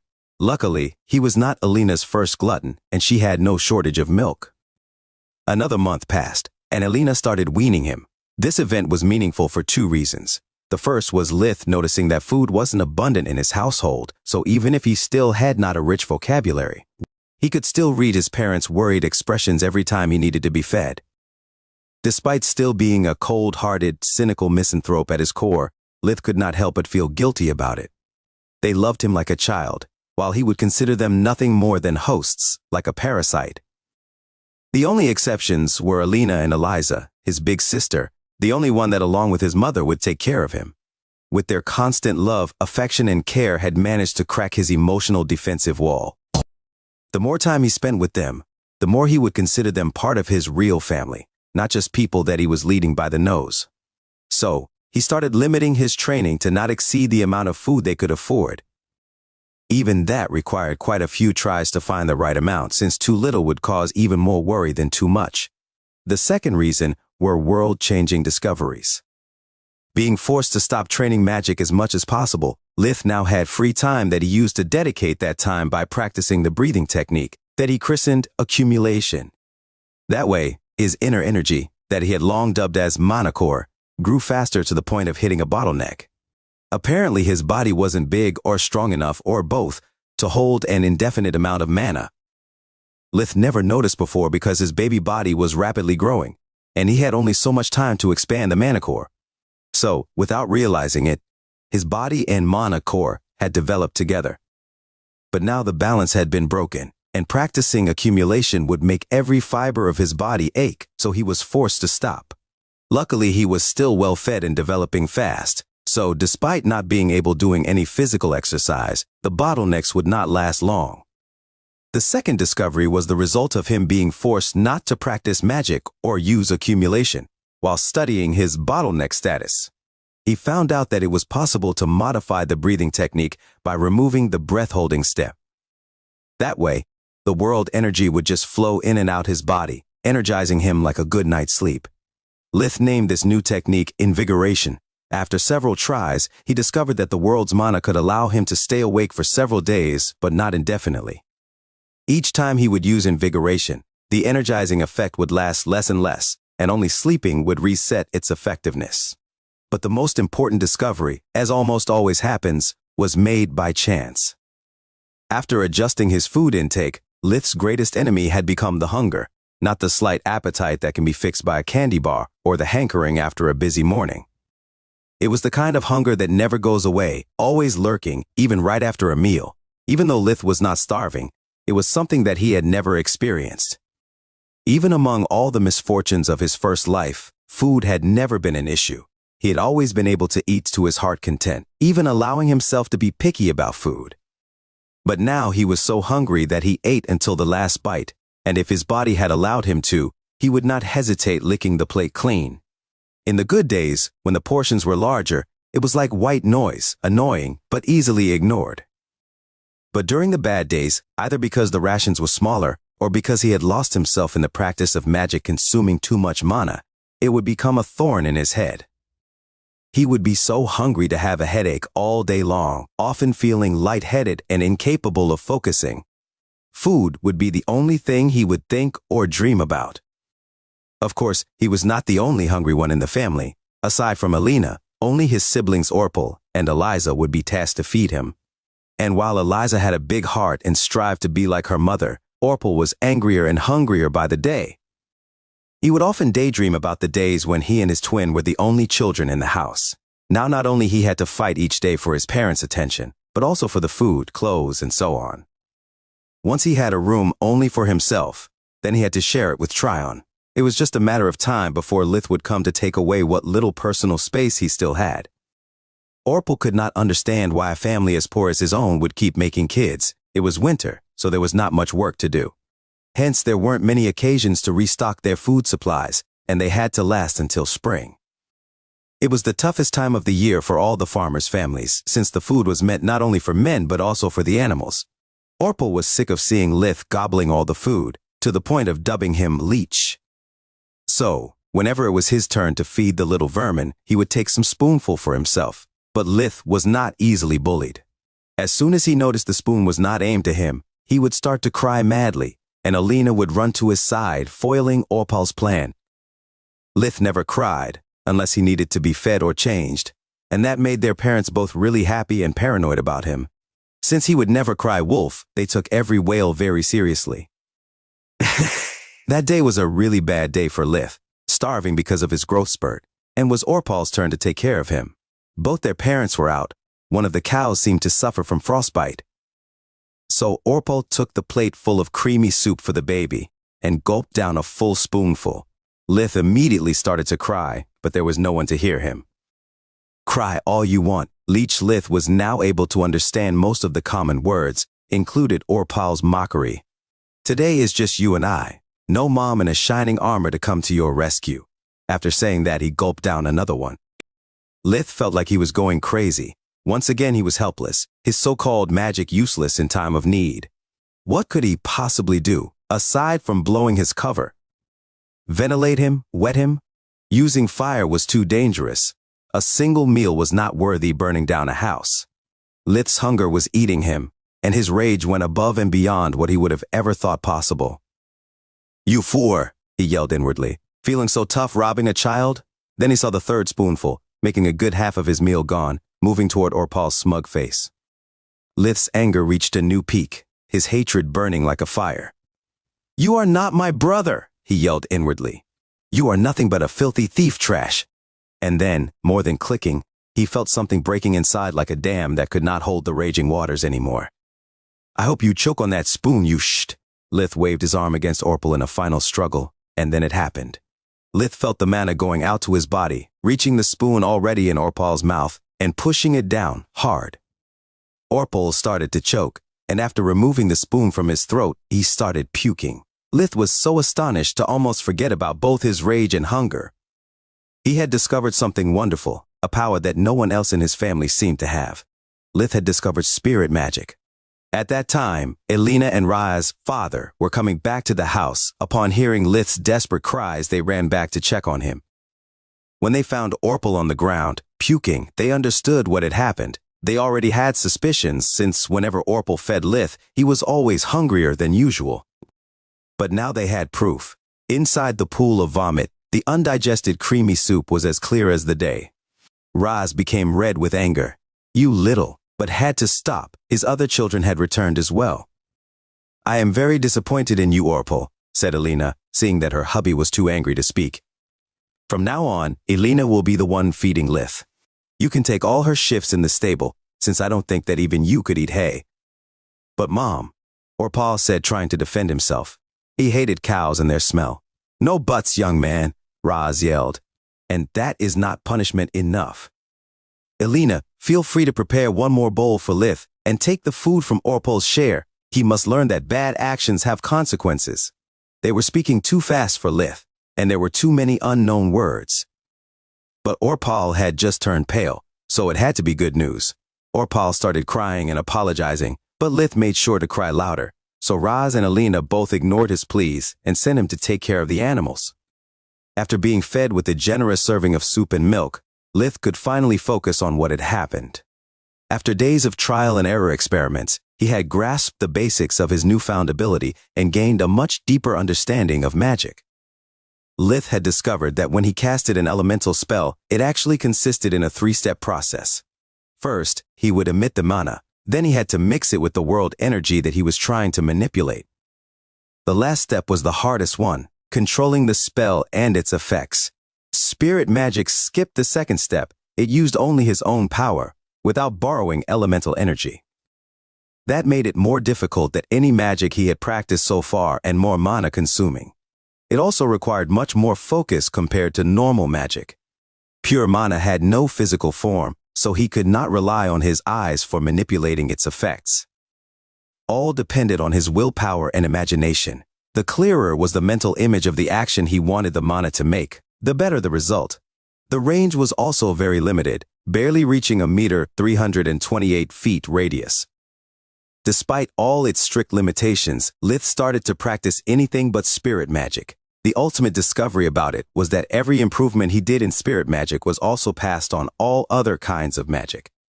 He didn't need to switch practicing between them anymore, and so he progressed in leap and bounds compared to before.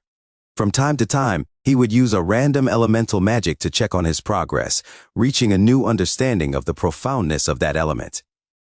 The progress Lith made allowed him to also improve his breathing techniques. Through accumulation, he could now not only perceive how his mana core changed in size with practice, but also have a rough understanding of the amount of mana contained in his body. Using accumulation, he would feed the world energy to his mana core, allowing it to expand from the size of a pinhead to that of a glass marble.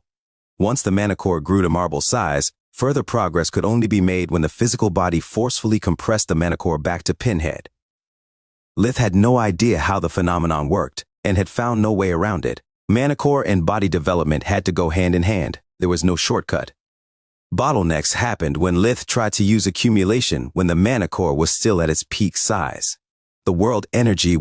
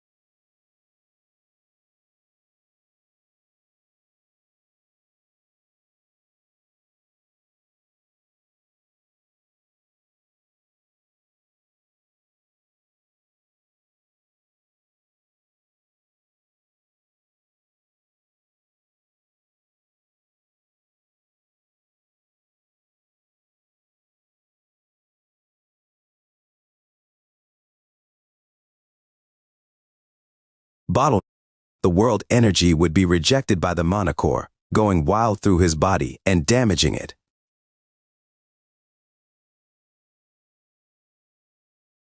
By continuously undergoing expansion and compression cycles, his mana capacity was already incomparable to when he was just a newborn.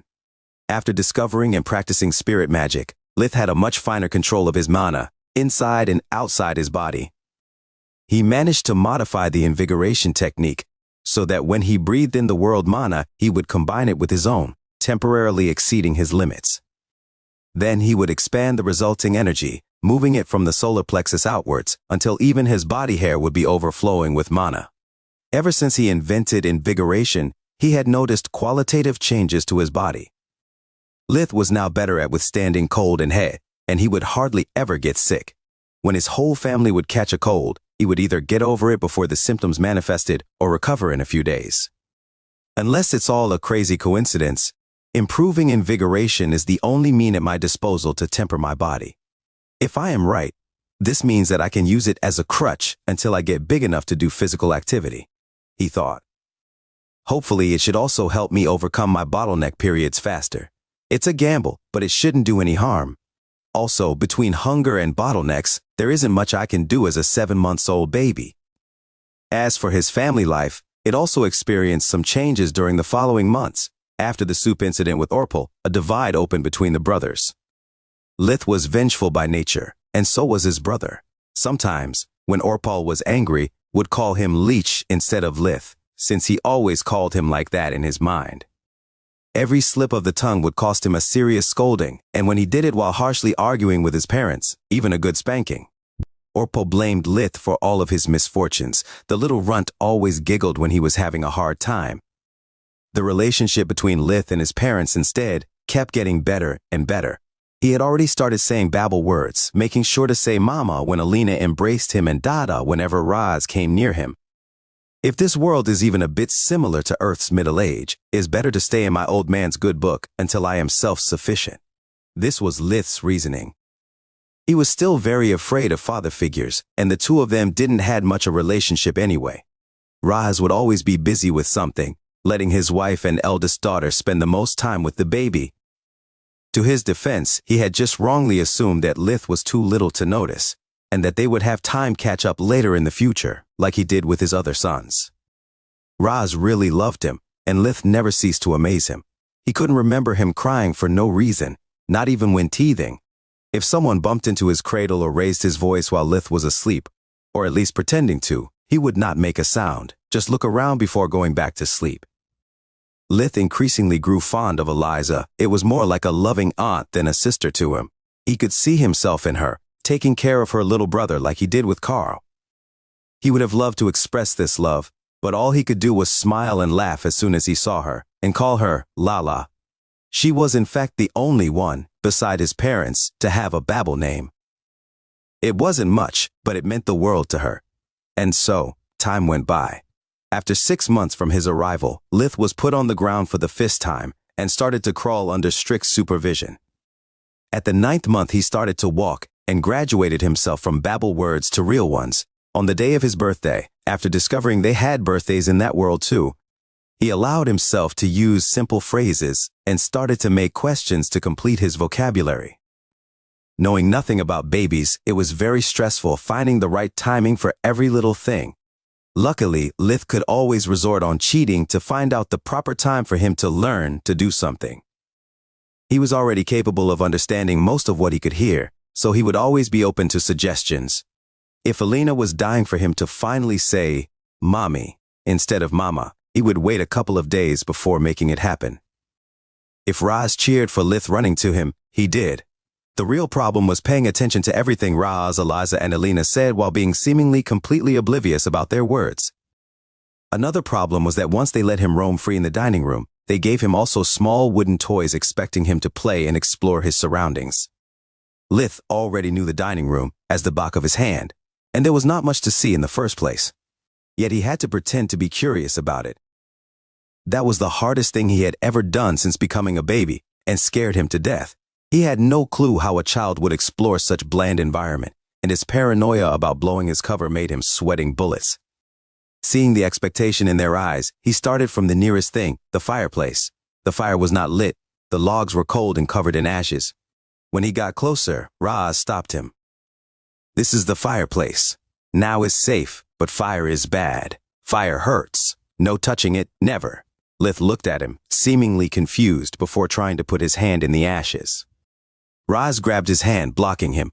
"Fire is bad. No touching it, never," his father repeated. Lith stared in his eyes like he was deeply in thought before asking, "Fire bad?" "Yes, very bad," Roz replied while nodding. "Okay." Lith moved away from the fireplace and got close to the table. When he tried climbing up a chair, almost falling down with it, Elena ran to his rescue. Good gods, this little one sure likes danger. Seeing their increasingly worried expressions, Lith believed to have found a way out that torment. He would keep putting himself in danger, trying to climb on the table, and going into the kitchen rummaging through pots and knives. Quickly they decided that adventure time was over. They made him sit on an old cloth spreaded over the wooden floor and gave him toys to play with while they recovered from the stress. He had a little wooden horse, some kind of cart, and an odd-looking dog thingy. Playing was much easier to him. Lith did not need to create stories or explaining what he was doing. He could just use playtime to practice spirit magic. Lith would actually never use his hands to move the toys, making them float as close as possible to his fingers. He really enjoyed those moments. Lith could finally openly rejoice, scream, and laugh anytime he made a new discovery or a breakthrough, and all his parents would see was a happy child lost in his fantasies. Who would have ever thought that such a quiet little fellow could have such a vivid imagination? Roz said with a big, proud smile on his face. Look at him. All he has is just some old toys, yet it looks like he has the whole world in the palm of his hand. The following years weren't easy on Lith. He was finally allowed to do a lot of questions, filling most of the holes in his vocabulary and starting to finally learn about his family and the new world. He learned that they were living in the village of Lutia, that was part of the county of Lustria, which in turn was part of the Griffin Kingdom. His parents knew about the neighboring countries by name, but that was it. They knew nothing about the life outside the village, nor they cared about it. In their eyes, the king was some sort of mythical beast. They put all their faith and worries in Count Lutia. Not only he administered justice and taxes in the county, he would also always take part in Lutia's spring festival as the guest of honor. His parents never mentioned to their children anything about magic, wars, or history. They only told them tales that could be easily dismissed as bedtime stories, even in this new world. All of their stories were filled with beautiful princesses, valiant heroes, and villainous tyrants. Lith was truly dissatisfied by such little information. He wanted to know what was the planet's name, what was the stage of scientific development it had developed. He wanted to learn about the history of magic, the lore, the legends, anything that could give him at least a clue about what to expect from life. But it was clear they knew little more than gossip, so he could not make questions he was not even supposed to think about. At least his family tree was much easier to fully understand. Elena and Roz had married very early, even by village standards, barely 16. Roz, being an only child, had inherited his father's farm, where they were currently living. Elena got pregnant shortly after the marriage, giving birth to the twins Eliza and Orpal. Then she got pregnant again every 2 years. That meant that Roz and Elena were currently 25 years old, Eliza and Orpal 8 years old, Tryon 6 years old, Tista 4 years old, and finally Lith 2 years old. In fact, most of the information were leached from his siblings' questions. Lith was mostly limited to a "What's this? Why is that?" kind of question. Spending more and more time with the rest of the family, he also discovered why, despite his father owned such a nice farm with its own barn and hen house, had so much problems putting food on the table. Tista was born with a congenital condition that prevented her from doing any physical exertion and made her also prone to illness. Fast pacing was enough to leave her out of breath. She would choke from time to time, and when things were about to turn for the worse, the cough would become violent. At that point, one of her parents would have to run to the village to let Nana visit and heal her. But she could not really cure her, only alleviate the symptoms and return her to her natural state. And while a checkup wasn't expensive, the treatment was. Also, even if Roz did go picking her up and then brought Nana back home, it would still cost an extra. Doing a round trip meant her losing business, so she required compensation. It was the constant need for the healer to put such a strain on their budget. Lith felt very sorry for her. Despite not having spent much time with Tista, she was precious for both Alina and Eliza, and that was more than enough to make her precious for him too. He felt helpless, cursing his inability to ever practice light and darkness magic. Light magic required a patient, and until he had gained a solid grasp of how it worked and what was this world's human anatomy, he would not dare putting anyone's health at risk. Darkness magic was another story. Lith had only seen it once, no one in his family used it, and even in that one occasion he had clearly felt the destructive power it held. He was also biased against it, since on Earth dark magic would always be associated with evil practices and undeads, so he had no desire to dabble with something potentially horrifying. Lith could only live on, hoping to eventually get some training in magic, while enduring the madness that he was getting used to call family life. He had to be lively, but not too much. He had to be curious, but not too much. He had to run around but never get out of the door. His parents were never satisfied. If he tried to sit in corner meditating, they would worry because he was too quiet or too lazy. If he tried to move around or help them, he would be scolded for getting in the way. They refused to teach him chore magic. That was the name of the lesser spells they used on their daily life, and prohibited him to learn them. Lith could not go outside without being accompanied by someone, could not get near to the fireplace, could not make too many questions. Everything was basically prohibited until he grew up. More than once Lith wanted to scream, "I may be biologically young, but I am actually the oldest in here, damn it," but all he could do was suck it up and obey. His feud with Orpol never resolved, and he could clearly feel Tryon's hostility on his brother's behalf. Clearly Orpol was for Tryon what Eliza was for Lith, his role model. Unlike Orpol, Tryon would not completely ignore him, even when their parents were absent. But Lith could clearly see that every time his brother helped him, it was just to be polite. There was no kindness between them. Lith quickly started ignoring him in return. "I have already spent half of my old life being worried about dysfunctional family members. Been there, done that. So thank you, but no thank you. If you want to be a jerk, be my guest. I don't give a damn about you." These were his thoughts about the matter, so he let things fester. Once he became 3 years old, he could not take it anymore. The boredom caused by the cold winter months where he was basically stuck at home 24/7, aggravated by the constant hunger, was about to drive him insane. It was a stormy afternoon, and the family was gathered around the fireplace. Alina was teaching her daughters how to sew. Raz was teaching Orpal how to carve wood, while Tryon and Lith were only allowed to watch. They were still too little to handle any sharp object. Even sewing was off limits. Lith had already asked, baffling his father and flattering her mother. "You are too little, and your hands are still too clumsy," she replied. And Alina was right. Lith's body felt even clumsier than his old one before he started practicing martial arts. Just the thought of all the lost muscle memory was enough to make him cry. So, he patiently waited that Raz finished instructing Orpal, and then Lith mustered all his courage and asked him to teach him how to read, write, and count. Raz was flabbergasted. "You are too young. Usually kids wait until they are 6 years old to go to school and learn. Don't you think it's boring?" That was the philosophy every man in his lineage had always upheld. Boring? What could possibly be more boring than sit here doing nothing, like yesterday and the day before? And probably tomorrow too. "Please, Daddy, try me. I beg you, please, please, please." Raz didn't know how to say no. Lith had never asked him anything before. Even when he is clearly still hungry, if he notices there is no more food, he never asks for more. He thought, unlike Orpal, "I don't know if it's Lith that is too good, or I'm just spoiling Orpal too much." He really wanted a way out, but Alina was already staring at him. Her hands never stopped sewing, her mouth explaining the girls what they were doing wrong, but her eyes were clearly set on him. Damn it, what can I say? Learning does not even require dangerous tools. That's it. The tools. I'm such a moron sometimes. Raz looked in Lith's puppy eyes, his heart squeezed as in a vice, but he still replied, "I'm sorry, son. We have nothing you could possibly ride on.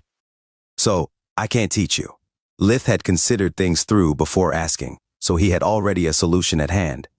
He picked the biggest tray they had and filled it with the ashes collected in a bucket beside the fireplace. Now we can write as much as we want. Raz was amazed by Lith's ingenuity, and so was Alina. He was about to object again when he noticed that the stare had turned into a frown. Her hands were moving too fast, and that meant trouble for him. There was a storm outside. He could not run away from the one that was brewing inside. So, with a deep sigh, he gave up. From what do you want to start? Raz could only hope that Lith would get bored fast and let him return to his leisure. Count, Lith promptly replied. So Raz sat on the floor beside him and started drawing lines in the ash. Lith was ecstatic.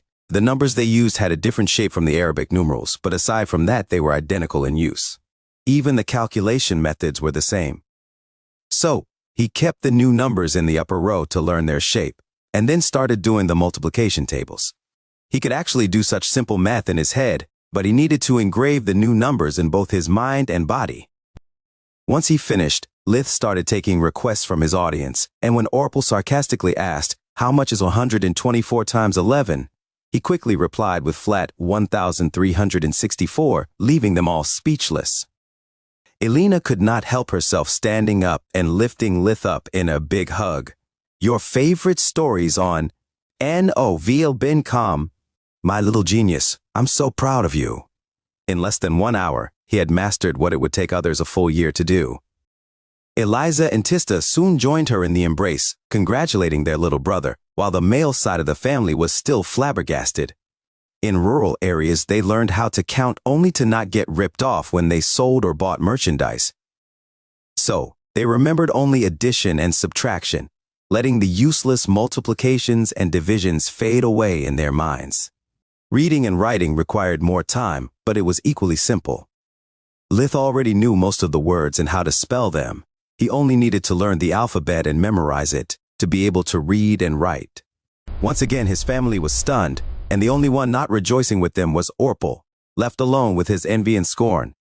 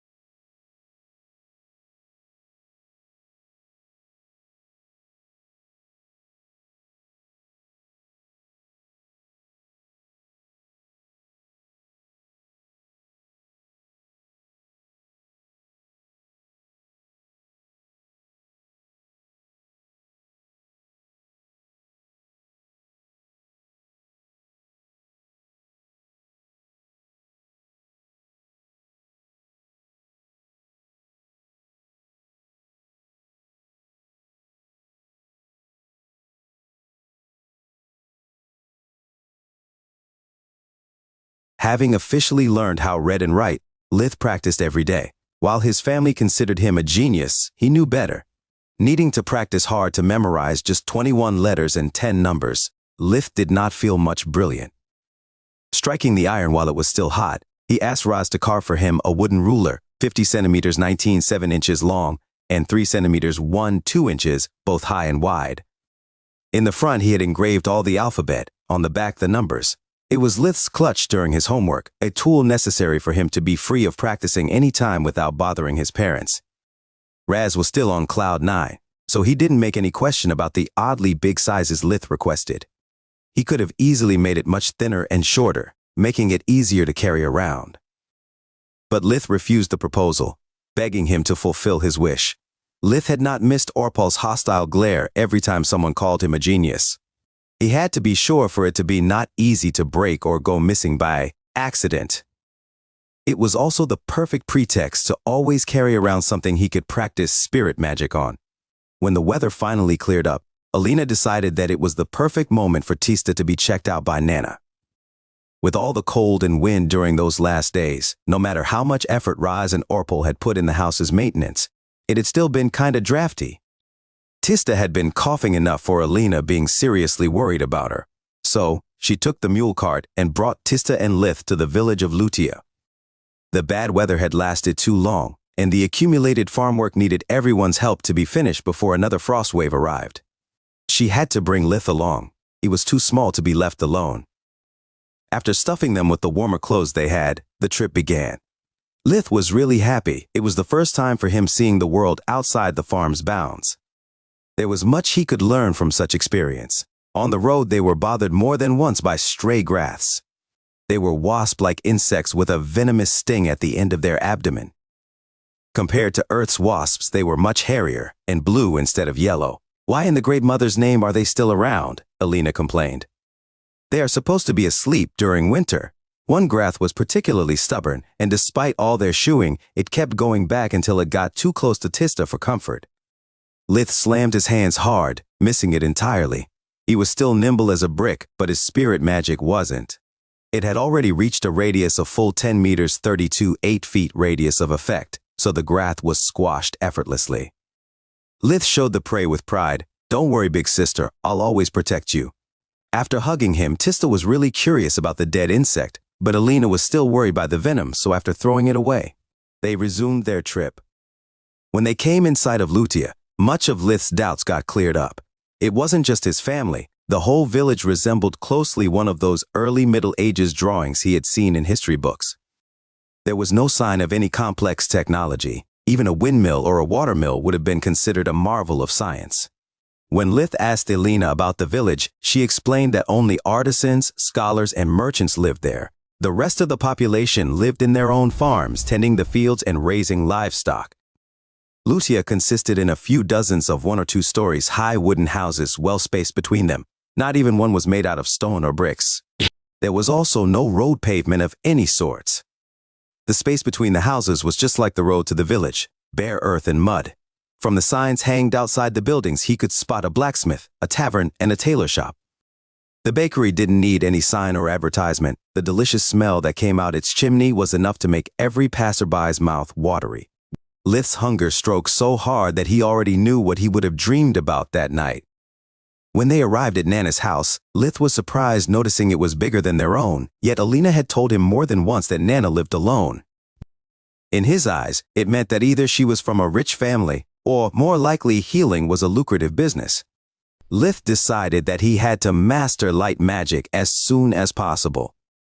The door was open, and inside Lith felt the familiar feeling of a doctor's waiting room. Inside, there was a single huge room that smelled of medicinal herbs and incense. At the end of the room, on the left, there was a door, probably leading to Nana's living quarter. On the right, there was a huge, wide curtain, behind which Nana was visiting and treating the patients. The rest of the space was filled with benches and chairs, and many of them were already occupied. It seemed that many families had decided to make use of the good weather. Alina removed all the extra clothing from her children before instructing them to be quiet and don't disturb others. The waiting room was filled with bored mothers, and soon Alina joined the chatting, sharing her experiences and advices with them. Lith could wander around undisturbed. The women were too busy keeping their children under control to take notice of his existence. The room was bare and uninteresting, but once he got close to the curtain, he stumbled on a treasure. He found a small open cabinet filled with books about magic. Maybe in this world is the equivalent of a doctor hanging his degrees and masters. Many of the titles were specific about an element or its application, but one caught his eye immediately. It had the basics of magic written on the cover. After checking that no one was paying him attention, he grabbed it and started reading. "I'm only 3 years old. I can afford a better to ask forgiveness than permission attitude." Lith then moved to a corner, giving his back to the curtain, hoping to go unnoticed as long as possible. It was clearly a book for beginners, so he skipped the introduction, going straight for the element's description. Lith discovered that water magic was not just about conjuring and manipulating water, it also allowed the user to lower anything's temperature. Any magic apprentice was supposed to be able to generate ice and use it as a mean of both offense and defense. Air magic, too, had an ability that he had never taken in consideration. Air magic highest peak was weather control, but even at the basic level, a mage could generate lightning.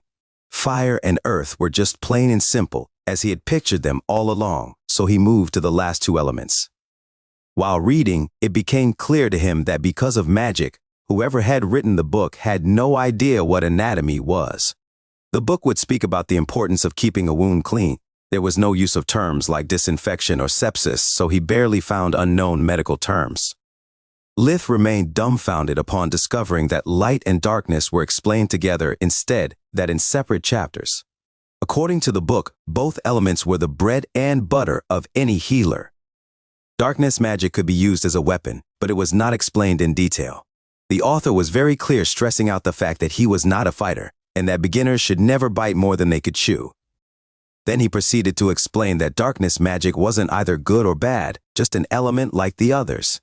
It was an invaluable tool for a healer, since it allowed to clean wounds, tools, or even to fumigate houses from rats and insects to avoid the spreading of diseases. Also, it was the only way of getting rid of parasites that had grown inside the patient, since light magic would allow the healer to detect their presence but could do no harm to them. Light and darkness worked best when used together. Light magic's specialty was the ability to perceive life forces and scan them for anomalies. It also allowed to correct such anomalies and to guarantee an instant recovery from most diseases. Restoring broken bones was more difficult and was explained in another chapter. Lith felt incredibly ignorant and stupid. He could have discovered most of those elemental properties on his own if he hadn't been blinded by his narrow-minded superstition. How could I possibly have been so idiotic? I have lived here more than 3 years and I am still thinking like this is a video game with fixed rules and levels? Darkness is evil and light is holy or something? No, this is science, damn it, the same one I studied all my life. If fire magic is converting mana into heat, then water magic is nothing but converting mana into cold, condensing the water in the atmosphere and turning it into the liquid state. It's all so obvious, it's like the damned Columbus's egg. He was about to turn the page and learn about healing broken bones when a firm hand squeezed his shoulder, locking him into place. That's not a toy, young man. I really hope that you have not damaged it, otherwise your family will have paid for it dearly. Lith had been so engrossed reading to forget where he was, throwing caution to the wind. When Nana caught him red-handed, he was startled enough to yelp. I thought I knew every single rascal, but I failed to recognize this one. What's your name, kid? Lith. What's yours? He replied while making puppy eyes. Nana was now more curious than angry. Lith? Do you mean Elena's little imp? No wonder your face is new to me. You were just a newborn the last time I saw you. Nana's presence had made the chatter stop. Some women wanted to ask her how long until their turn. Others were just curious. Elena jumped out from her chair, apologizing on Lith's behalf.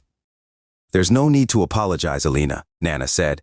No harm, no foul. The little imp has not damaged the book while playing with it. Yes, Mom, there is no need to apologize. Lith hated when someone spoke of him like he wasn't there. And I was not playing with it, I was just reading. Reading? Young man, how old are you? 3 years and something?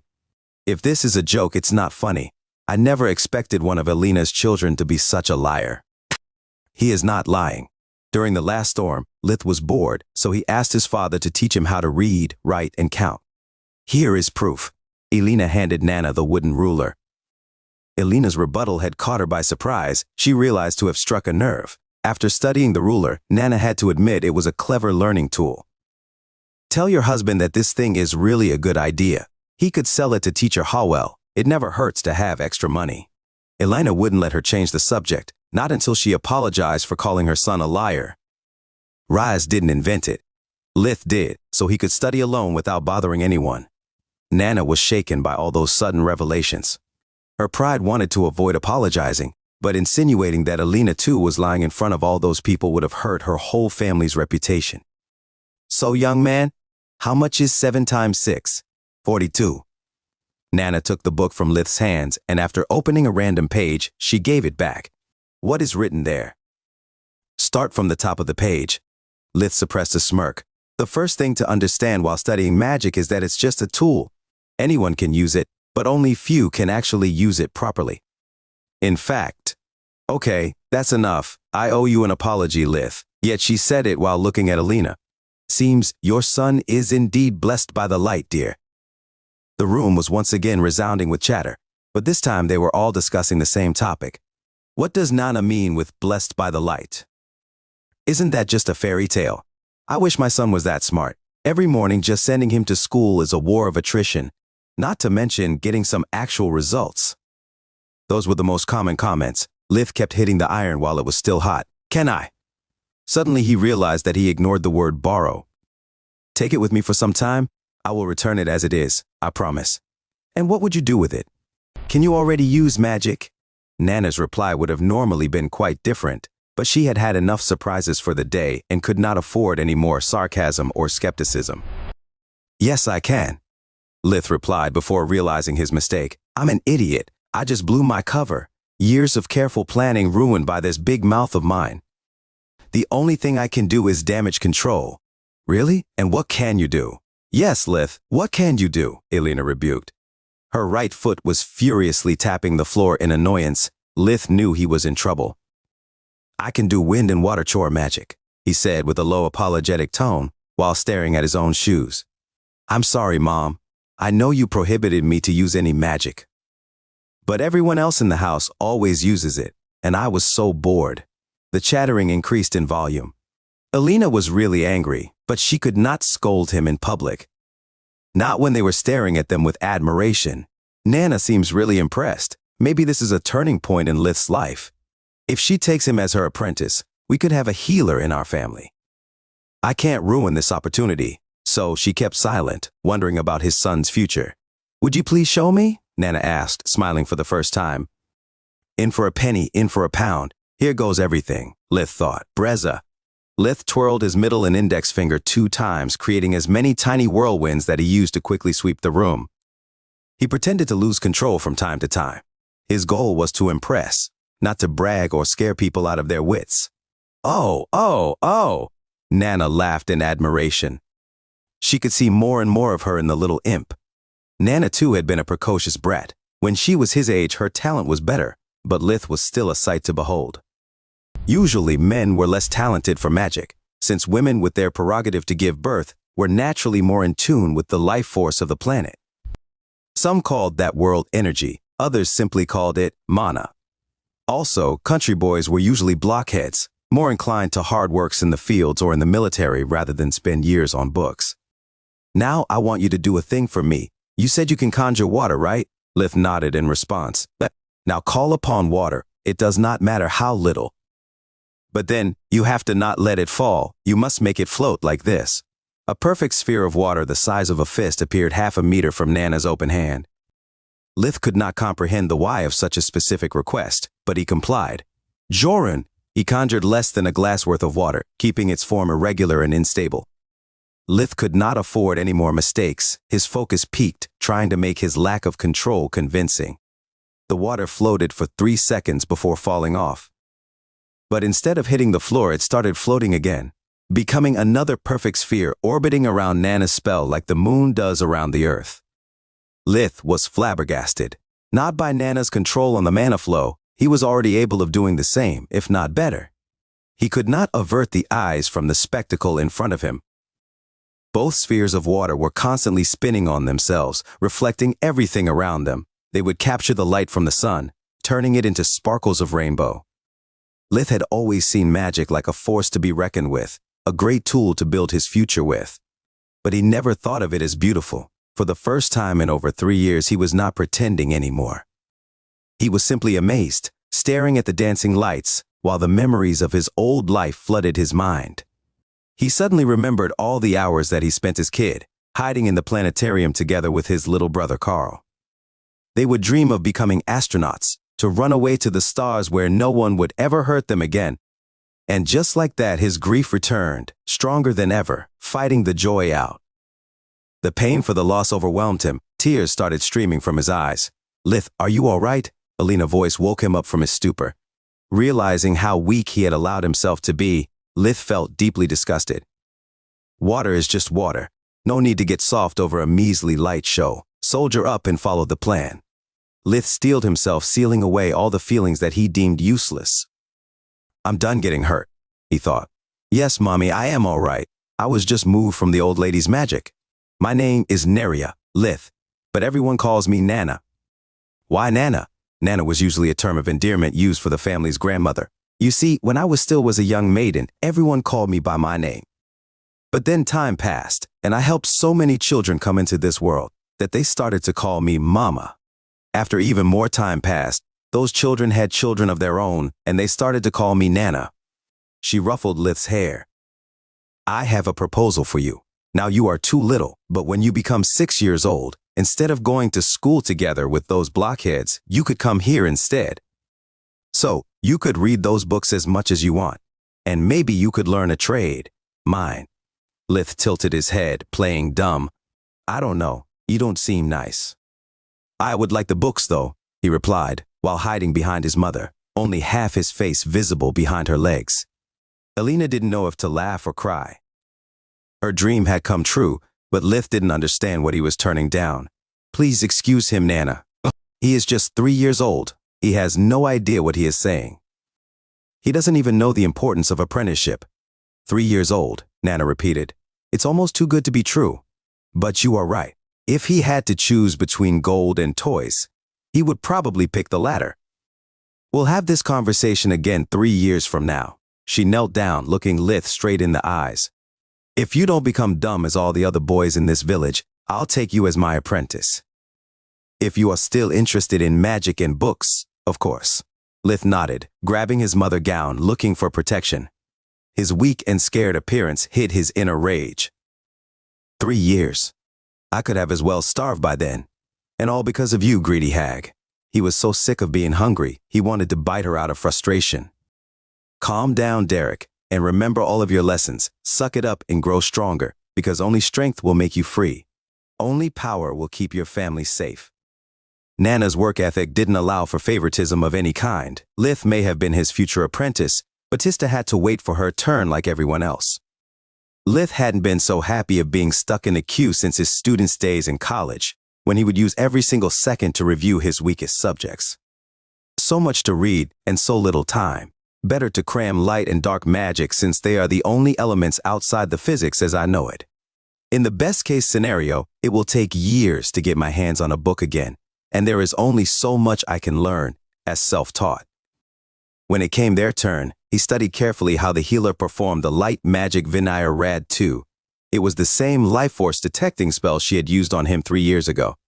And this time, he had a better understanding of magic and a way better standpoint. Being next to her, Lith could appreciate every gesture and hand movement Nana used to amplify the spell effectiveness.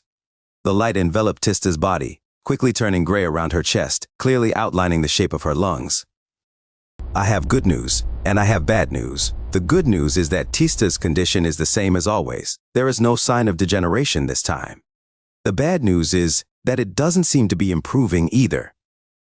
I'm afraid that she will remain like this forever. The more she grows, the lesser the chances that her body will be able to somehow fix itself. The air in the room turned heavy. A lifetime of illness was barely better than no life at all. Lith was so shocked to completely forget about the books. The whole world meant nothing to him if he could not share it with the only 3 people he loved and trusted.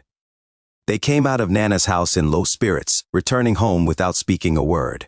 Once arrived, Alina shared the bad news, searching for Ra's arms before starting to cry. One by one, the whole family burst into tears, hugging each other in search of comfort. Lith allowed himself to cry, cursing the cruel fate that had befallen his sister. What good is magic if I keep being helpless? Why do I keep reincarnating, simply to replace one living hell with another? Is this just bad luck, or is it my fault? Could it be that in some previous life, I committed such an atrocious act that now all those I love are cursed? Could this be my punishment? During the following days, Lith kept second-guessing every life choice he made before accepting the fact that bad things happens. Tista was already ill when he resurrected for the second time. It couldn't be his fault. Having been accepted as Nana's apprentice, he could now practice magic openly. Soon he proved capable of cleaning the whole house by himself, relieving his mother and sisters from all the chores. Thanks to darkness magic, cleaning dishes and cauldrons became a matter of minutes. Nothing organic, be it food residue or grease, could escape being turned into dust by a single spark of dark energy. He also made countless experiments with light magic in search for a cure. Yet all he managed to do was keeping the symptoms at bay. Tista now needed much less treatments from Nana, but was still prisoner in her own body. This caused Orpal to hate him more and more. Show off. How I am supposed to enjoy my life with him constantly breathing on my neck. Not only Leech shares the housework with Mom, but also spends so much time with Tista. Mom and Dad always praised him for his so-called talent and intelligence, and now they never shut up about Leech saving the family a lot of money by tending Tista's condition on his own. No one gives a damn about me wasting my time and sweat doing all the farm work. Gods, why did you let him live? Why you didn't give me any talent? Oblivious of his brother's feelings, Lith was not coping much better. His magic power and comprehension of mana kept growing, but it could not erase the perpetual taste of failure that accompanied him. In the following year, he could not feel any joy regarding magic. Every discovery was useless, all his power meaningless. And so, he was finally 4 years old. The period between 4 and 6 years in Lucia was called the Golden Age, since the child was big enough to have some freedom and too little to be of any help in the daily activities.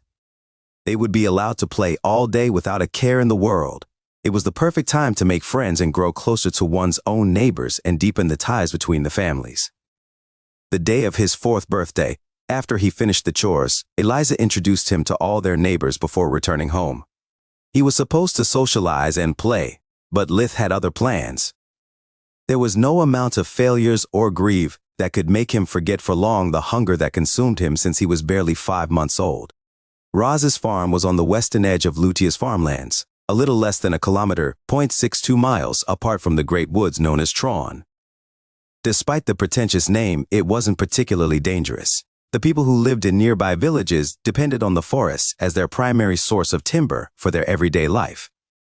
Tron was also abundant in wildlife, so those bold and lucky enough would go hunting all year round, searching for precious meat, warm fur, or both. It was impossible to meet monsters in the forest unless one went several kilometers deep. Since there was no need for exploring Tron in detail, the inner areas were still uncharted territory. There was a reason if Lith had never practiced martial arts in the New World, not even the footwork. The constant practice of magic required a lot of energy, and his household lacked the necessary resources for his training. Lith was already skinnier than all of his siblings. Any more exertion, and he would turn in a pile of bones. He needed food, but being a city boy, he knew nothing about butchering. He needed a teacher, and that was why he was headed for the house of Celia Fastero, the only hunter among their neighbors. The problem is that I have no idea how to get her to help. I'm still too little for apprenticeship, and even if I wasn't, it's unlikely she had not heard about Nana's offer. She has nothing to gain helping me. I can only hope she is a kind and benevolent woman. Celia's house was a single-story wooden house, much smaller than Lith's, about 60 square meters large. There was no hen house or barn. Except for the space in near proximity of the house, the fields were uncultivated, full of weeds, tall grass, and whatever the wind hand planted over time. She clearly has no interest in farming and stock breeding, and that's good news. Means her business is good enough. I wonder what's in the shed near the house. It's almost as big as the house itself. Lith knocked, his innards tied in a knot from the nervousness. The door opened almost immediately. You again? Are you lost or something? Celia was a woman in her early 30s, 1.7 meters tall, the skin tan from the years-long exposure to the sun. Her black hair was kept short with a haircut identical to Earth's military standards. She could have been considered very cute. But the small bosom, coupled with her sharp eyes and rough attitude, made her manlier than most farmers.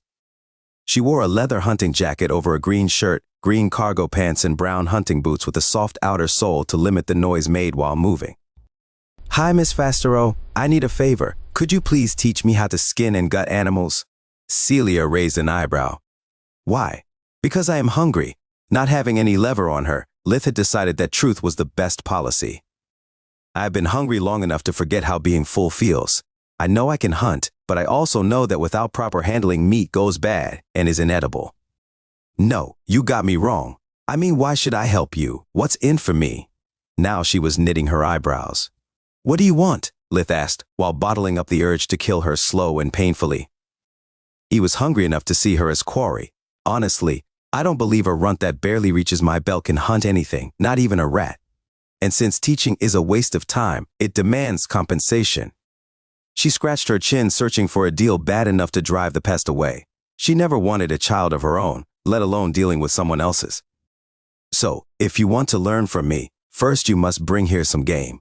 If you mess up while playing butcher, you'll ruin my merchandise, wasting my goods and time. So here's my deal. Whatever you bring me, I'll teach you how to skin and gut it, but half of it is mine for the trouble. Take it or leave it. So much for the kind and benevolent woman. This is plain extortion, Lith thought. I'll take it. How long will you stay home? He replied. I'll be here all day. I have a lot of work to do. Why? Because when I get back with my prey, I'll need your help. Don't forget our deal. Lith turned around, moving toward the woods. Seeing the little runt act all tough, without a bow, traps, or even just a bag for the game, Celia could not help but laugh out loud. That until the door suddenly slammed on her face, sending her butt first on the floor. After getting up, she went to the nearest window. Lith was still in the same spot, but his face was turned towards her door, his eyes glowing bright in the dim light of the dawn. After getting at the edge of the woods, he activated the light spell Life Vision. It was one of his creations from the last year of practice. By infusing his eyes with light magic, Lith was able to see living beings as colored, while the rest of the world was turned into shades of gray.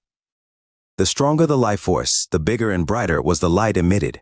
This way he could easily spot animals, even if they were hiding underground, in bushes or inside a tree. Lith did not need to hunt something big. As long as it was meat, it was the perfect prey. Most of the animals would run away as soon he came too close, but not all of them. Birds and squirrels perched on tree branches felt safe, but Lith's spirit magic had reached a range of over 20 meters, 21.9 yards. They were all within his reach. He only needed to extend his open hand towards the quarry, then squeeze and turn it for a neck to be broken. In less than 20 minutes, he had killed 2 odd-feathered birds and 2 squirrels. I could catch more, but I want to pay that harpy as little as possible. While returning to the huntress's house, his greed was debating fiercely with his rage. Damn it, I wish I could just ask my father. Our farm has a hen house. We eat chicken, so he must know how to butcher it. But if I do, then I will be forced to share my quarry in equal parts.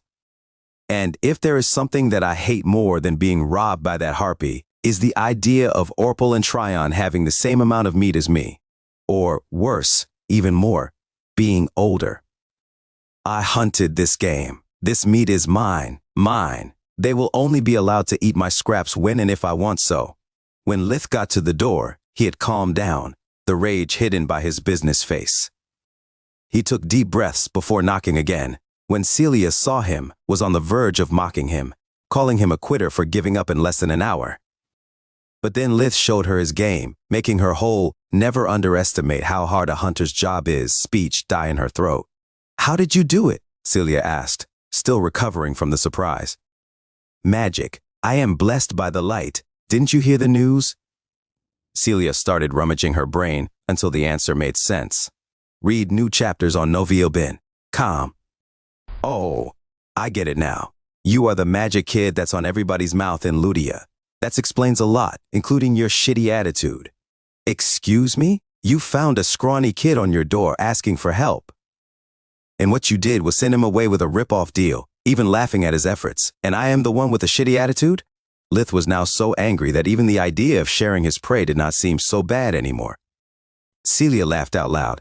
Kid, you really are funny in the head. First, when you come at the door of a stranger asking for help, the best you can hope for is to be sent away with a polite kick in the butt. If I had to comply with every madman's request, I would be broke in a jiffy. Second, you had the guts to slam the door at me and then come back like nothing happened. That's a shitty attitude. Listening to her point of view, Lith could only agree.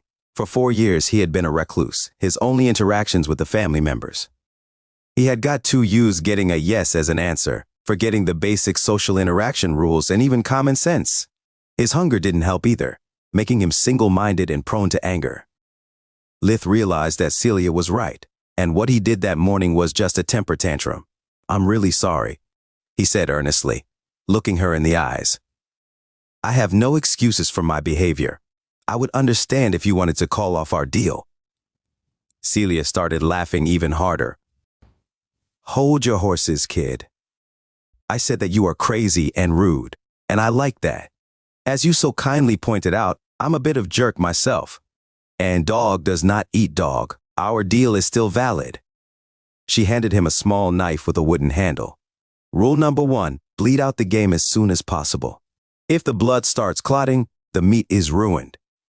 Make a deep incision in the neck and then hang them upside down to make the blood drain out. She pointed him to a clothesline. When you don't need the fur, I always cut off the head directly. Makes things faster. Lith put down the knife and conjured water, making it coat his whole hand. Then he froze it, turning it into a razor-sharp blade, cutting off the bird's head, using the knife only for the squirrels. Celia whistled with approval. Nice trick. You don't shy away from blood, don't you? As I have told you before, I am hungry. Too hungry to care about big round eyes or a warm fur. I only see them as food. Celia gave him thumbs up. That's the right attitude for a hunter. Then she took the animals and hanged them, thinking the clothesline was too high for Lith to reach. Lith did not feel the need to correct her. Since we are building a master-apprentice relationship and all that CRP, mind you telling why come to me instead of your father or mother? I don't know your family, but this is something that any farmer knows how to do. It would be too expensive having someone else butcher your livestock. Indeed. Lith concurred, pondering how to answer. He looked her straight in the eyes before asking. Juts between us, master-apprentice secret and all that CRP? Celia nodded, surprised receiving an actual answer instead of a cranky remark. As far as I can remember, me and my brothers never had a good relationship. Things are pretty bad, especially with my older brother. Lith decided that he needed to take that load off his chest. Talking to a stranger was the best way to relieve his stress and ruin Orpal's reputation. Truth was indeed the best policy. I do not know if it's because of my magic, but I always ate a lot. That would not be a big deal if I hadn't 4 siblings, one of which has a congenital condition. Her treatments cost quite a lot, and that is barely necessary to keep her house ridden. Thank the gods I'm an only child. But what does that have to do with your older brother? Lith pretended to not have heard her. This means that despite my parents' hard work, we don't have much food on the table. Lith pointed at his thin arm to make her feel guilt. And my brother is a growing boy too, so he would like to have much more chow than he actually has. From time to time, especially during winter, he had fits of rage, where he would accuse me of everything that goes wrong in his life.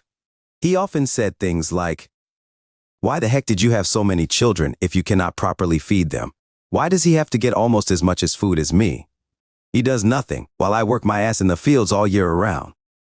This is not my brother. This is a leech that is sucking my life away. I wish you died that cursed day." Lith did his best Orpal impression. Are you making this up to make me feel guilty, kid? Because that's sick. Celia was knitting her eyebrows, doubting someone could say such things to his little brother. Lith shook his head, sighing. I wish. Did your father give him a good beating? Maybe that could help him come to his senses. Lith shook his head again. No. This started when I was still very little, and even when my father resorted to spanking, it only made things worse. To the point that I now sleep in the girls' room. Celia bit her lips to avoid making a sex joke. Too soon. Too soon for what? Nothing. Please continue. That was until a year ago. Then I started practicing magic, and soon I was skilled enough to do almost all house chores by myself. Sometimes I help with the livestock too. I even managed to keep my sister's condition under control. Lith took a deep breath before finding the strength to add, most of the times. Then everything should be good now, right? Wrong. The house needs repairs, and so does the barn and most of the working tools. If you also take in consideration all the random shit that happens and takes priority, I don't see our situation getting any better soon. And neither does my brother. Now he can't put the blame on me anymore, so the last time he took it out on my ill sister, saying things that I refused to repeat out loud. Lith spat on the ground to get rid of the dirty taste the memory gave him. To the point of saying that it would be better for her to. Lith pointed at the hang game. To put her down like an animal? Kid, we may be jerks, but your brother is a lunatic. Lith gritted his teeth, remembering Orpal's exact words. It would be much better for her, for all of us. She can't run. She can't work. Tista will never be able to make friends, fall in love, or have children of her own. She is bound to be a burden for the family. And what will happen when you guys are no more? Who will take care of her? Eliza? Or maybe the little leech wonder? Lith could still vividly recall his mother crying from those cruel words. Eliza and Tista running into her arms. Raz beating Orpal so hard he could not walk for days. Indeed, he replied to Celia with a growl. And that's is why I despise him and don't want him to touch a single bite of my game. I get it. I don't even know him and already hate that guy's guts too. No, I don't hate him. Lith corrected her. Hate, just like love, is an irrational feeling, while my contempt for him has sound foundations. Wow, such profound notion for someone so young. Worthy of a hunter. Now enough chit-chat, it's time to get to work. Celia took down the squirrels, passing one to Lith. We will start with the little critters. They are smaller and better for practice, since even if you mess up is no big deal, there is not much meat in here. She placed a squirrel on a cutting board and prepared another for Lith. What I am going to teach you stands for most rodents, but just in case, if you ever find a rabbit that still has a snow-white fur, bring it to me. It is valuable only until it starts turning brown for the spring. Even a tiny mistake can ruin the fur, lowering its value. Celia handed him the short knife again. If you want me to teach you properly, let's do things my way. Use the knife, do as I do, and follow my instructions. Lith nodded in approval. On the squirrel's back, pinch its hide and cut it near the base of the neck so to expose at least half of it. Now use your index finger and middle finger on both hands to create an opening after you have made the cut. Use your fingers to hook up under the skin and pull one hand towards the rear and the other hand towards its head. During the process, Lith noticed that beside being disgusting, skinning a squirrel was like taking off a sticky wet glove. After that, Celia showed him how to remove the head, the legs, and the tail. I know it's a bummer, but that bushy tail is no fur, is all goddamn body hair. You can still use it to stuff things, it's very warm and soft. Now comes the tricky part. When we proceed to gut anything, be careful while making incisions. If you cut open the bladder or the intestines, the meat is ruined by bile or feces. There is no saving it. This stands for all the animals, so pay attention, kid. Gutting the squirrel was bloody and gruesome, but Lith could already smell the meat at the end of the tunnel, so he barely felt any discomfort. When they finished, Celia put both squirrels on a skewer to roast them in her fireplace. While we wait for our morning snack, I'll show you how to scald a bird for the plucking. As the name implies, water must not be too hot or cold, just enough for you to immerse a finger without getting a burn, but unable to hold the finger in for more than a second without burning yourself. That's proper scalding temperature. Celia took a big cauldron, positioning it over a campfire she had always ready on the back of her house. It can be a messy job, so it's better to do it outside whenever is possible. The smell of the meat cooking inside was making Lith's mouth watery. He could not afford the risk of them burning. Joran! At his command, the cauldron became immediately filled with water. Lith then stuck his hand in the water, casting Infero, making it emit steam. Celia whistled again with approval.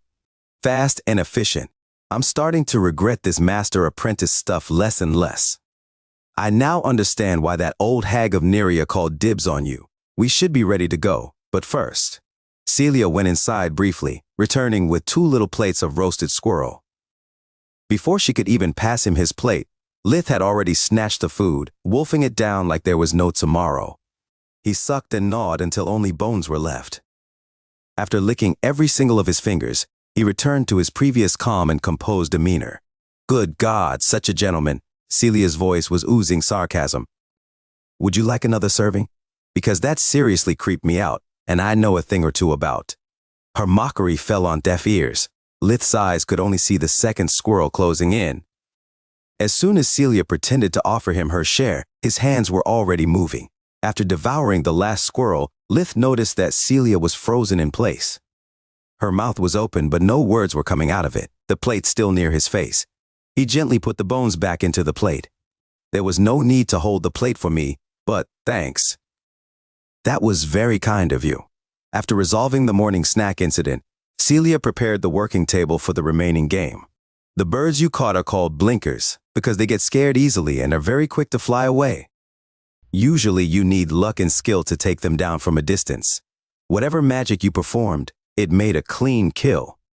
Aside from the broken neck, both the feathers and the body are unscathed. Lith accepted the compliment with a small bowing. It's just a matter of finesse in using air magic, nothing special. Celia's curiosity was far from being satisfied, but she decided not to pry further. Scalding is easy and quick. You only need to throw the poultry in the cauldron for about 45 seconds.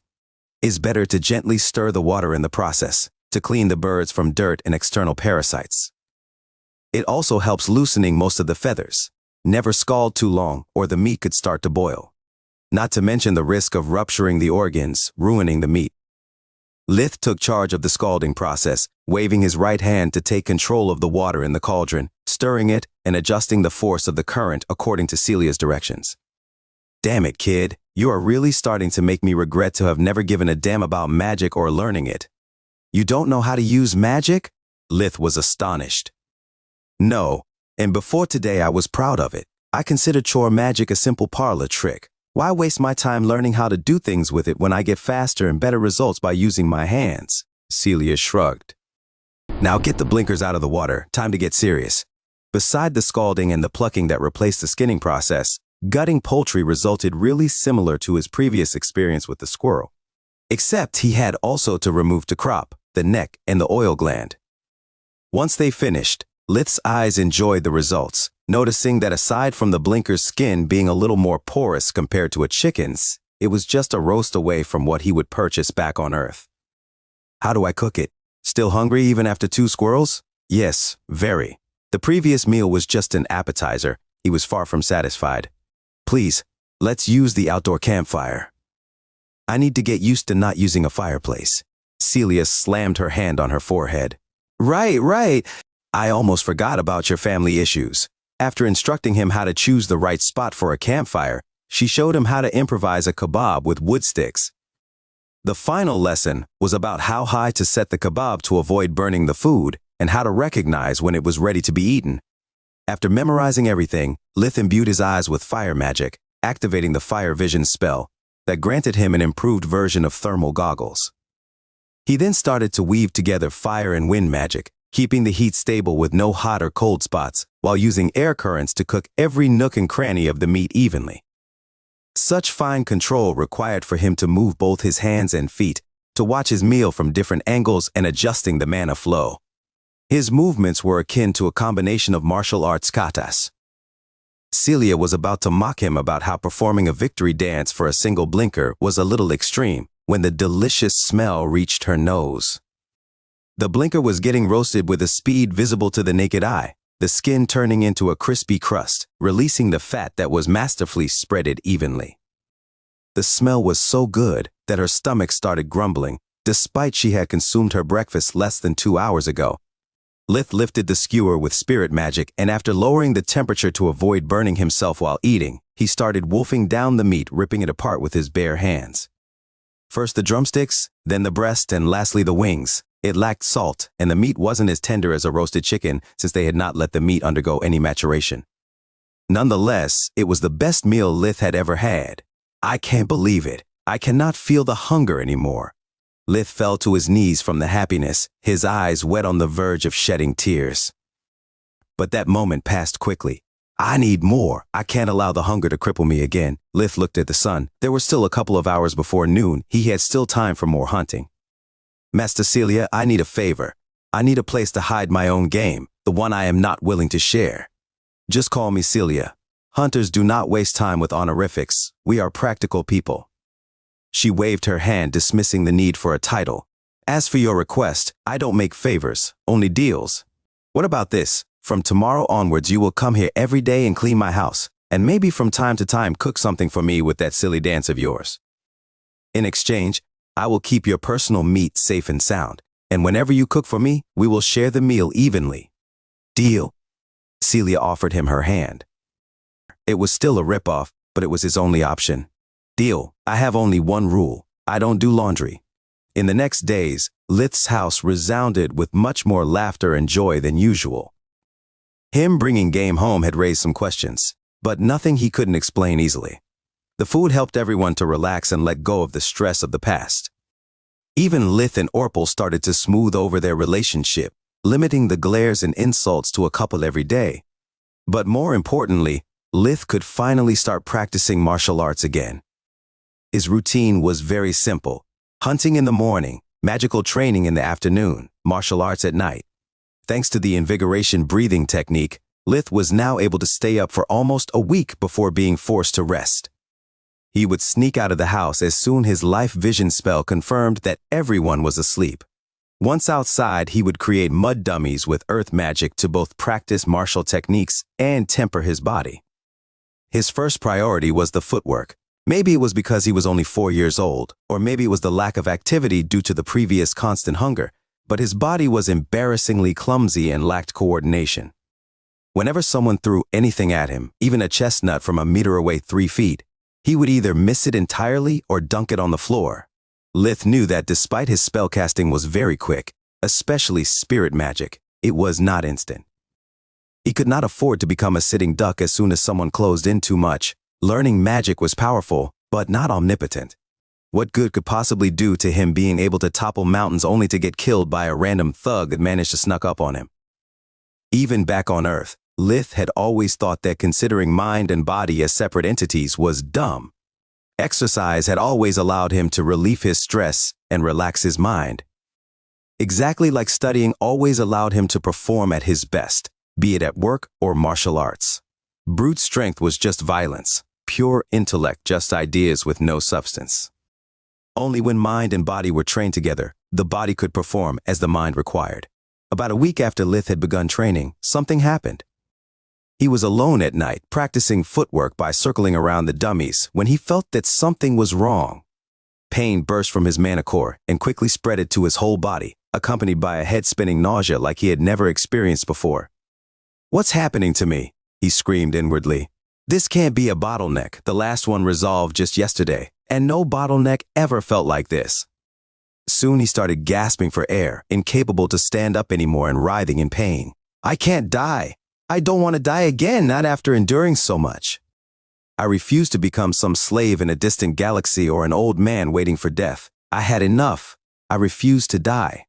He used all his willpower to convert every iota of his mana into light magic, fighting off the affliction that was tormenting him, but to no avail. The pain got worse and worse, his power incapable of keeping up. When he surrendered, the burning sensation was finally free to rise all the way up to his mouth. Then he started puking lumps of a black sticky substance that looked like tar but smelled like something had died and rotted for weeks under the summer heat. They were the size of a nut, but the strain he felt was akin to a barf 2 elephants walking side by side. The stench was so bad that even in his incapacitated state, he found the strength to summon some dark magic to destroy them without leaving traces. Lith spent the next minute spitting, drinking, even eating grass to get rid of that revolting taste in his mouth. When everything returned normal, Lith was too exhausted to practice, so he had to use invigoration to return his body to peak condition. As soon as Lith started executing the breathing technique, he discovered that he was now able to sense his mana core with much greater clarity. While absorbing the world energy with invigoration, he could feel and manipulate the mana flowing through his blood vessels and his organs to the point of visualize even the residual magic in his hair. Despite his eyes being closed shut, Lith could see inside his body as he was observing a state-of-the-art full-body scan 3D. Still dizzy, he tried performing the footwork exercise again. Lith's movements were still far from perfect, but he no longer felt like having 2 left feet. It's an amazing improvement considering that until a minute ago my goal was stop tripping on my own feet. I wonder. Lith stretched forward, his right hand opened, applying spirit magic to the head of the dummies. The best I could do before, with so many targets at once, was to squeeze them a little. And now, he clenched his fist faster and harder than ever before. The dummies' heads popped like balloons. During the following days, Lith made several discoveries about the changes he had undergone. His body felt lighter than ever, all his physical abilities augmented, all his senses sharper and heightened, compared to before. There had also been cosmetic changes in his appearance. The moles on his body had visibly shrank, his skin was smoother than after a spa treatment back on Earth, and most of the freckles around his nose and eyes had disappeared. Lith took note of all these changes, trying to understand what had happened, but he could not care less about beautifying effects. Even with no moles and freckles at all, he would still look like a crude hillbilly. If his mother had passed anything to him, he was unable to notice. Unlike his sisters, Lith had nothing of her beauty or grace. Elena moved like a ballerina, while he was rough and clumsy enough to feel like a caveman. Lith had deep-set eyes like his father, a high forehead, and a nose a little too big to be proportionate to his visage. He wasn't ugly, but not even cute. The best he could give himself was a solid 6 out of 10. Lith's only hope for improvement was the teenage growth spurt, to get rid of his thin and scrawny build. Figuring out the changes in the mana core required even more time. Lith understood that his mana had undergone a qualitative change, becoming purer and denser. This allowed him to cast stronger spells, also reducing the time he needed to manipulate elemental and spirit magic, resulting in faster casting speed. Through Invigorate, he could now spot the presence of that tar, like material scattered all around his body, in his organs, blood vessels, and even in the neural pathway. Whenever he used the accumulation technique, he could feel the smaller tar-like particles being pulled toward the mana core, while the bigger ones would fragment over time, shrinking in size before actually moving. Confident in his new strength, Lith started getting deeper in the woods, hunting for bigger prey. He was no longer afraid of predators. Instead of avoiding them, he started looking out for them. Lith wanted for his family to have enough fur to make a set of warm clothes for everyone. He was sick of being forced to wear so many layers of clothes during winter that he was unable to walk properly, swinging every step like a penguin. The problem was that Lith still moved through the forest making a lot of noise, exuding enough killing intent to scare away anything that wasn't stupid or desperate enough to stand in his way. It was only thanks to the life vision spell combined with spirit magic that he was still capable of hunting. The spirit magic range had expanded to over 30 meters, 32.8 yards range, so he could easily kill any animal that tried to escape by climbing trees or by taking flight. When Lith wasn't able to catch anything, he would shoot down any bird that made the mistake of flying within his scope. One day, Lith was exploring a new area of the Tron woods, hoping to find a fur-wearing meal, killing 2 birds with 1 stone. While looking at a small mound, his life vision spotted 3 life forces hiding a few meters underground. They were not strong enough to be predators, but they were big enough to be a perfect lunch. If those are rodents or other smart animals, there could be more than one exit. I have no time to waste, I'll force them out. After getting on the highest spot of the mound, always keeping both eyes on the prize, he used earth magic. Magna! The ground around him started to shake, making the burrow and the small tunnels collapse. The creature started panicking, taking the most direct route out. Lith started running, following their underground movements as close as possible, not letting them get out of the spirit magic range. From a well-hidden hole near a bush came out 3 big fat rabbits, 2 of them still wearing a snow-white fur. "Lucky!" Lith screamed while snapping his fingers, forcing the rabbit's neck to a 180-degree turn. "I'll keep the brown-white one for myself, while I'll trade the other 2 pelts with Celia for some fur of lesser quality but much more quantity. Today is really my lucky day." Lith was so used being alone in the woods to always think out loud, to break the feeling of isolation. He hung the rabbits to his belt by the ears and started walking towards Celia's house. After a few steps, Lith heard an odd sound closing in. He had never heard it before, so he started looking around for its source. Soon he could see 2 horses in the distance, galloping in his direction. It seems I have been too loud, fight or flight. To answer his own question, he activated life vision again. The horses were just horses, while the men were far from impressive. The one taking point was barely as strong as Celia, while the one behind was even weaker than Ryaz, Lith's father. Lith forced himself hiding a cruel smile. Well, my first encounter with complete strangers in this new world. Are they good people? I bet that humans are humans everywhere. This would mean that they are a-holes. I can't wait to find out. Lith stood there, waiting for them to arrive. The first man was clearly a servant, dressed in a hunter suit made of leather of low quality with a crest on both his chest and shoulders. He was an unshaven middle-aged man, with pitch black short hair, mean and angry eyes sitting on a face worthy of a mugshot. The one behind him was dressed with a suit of much better quality, probably brand new.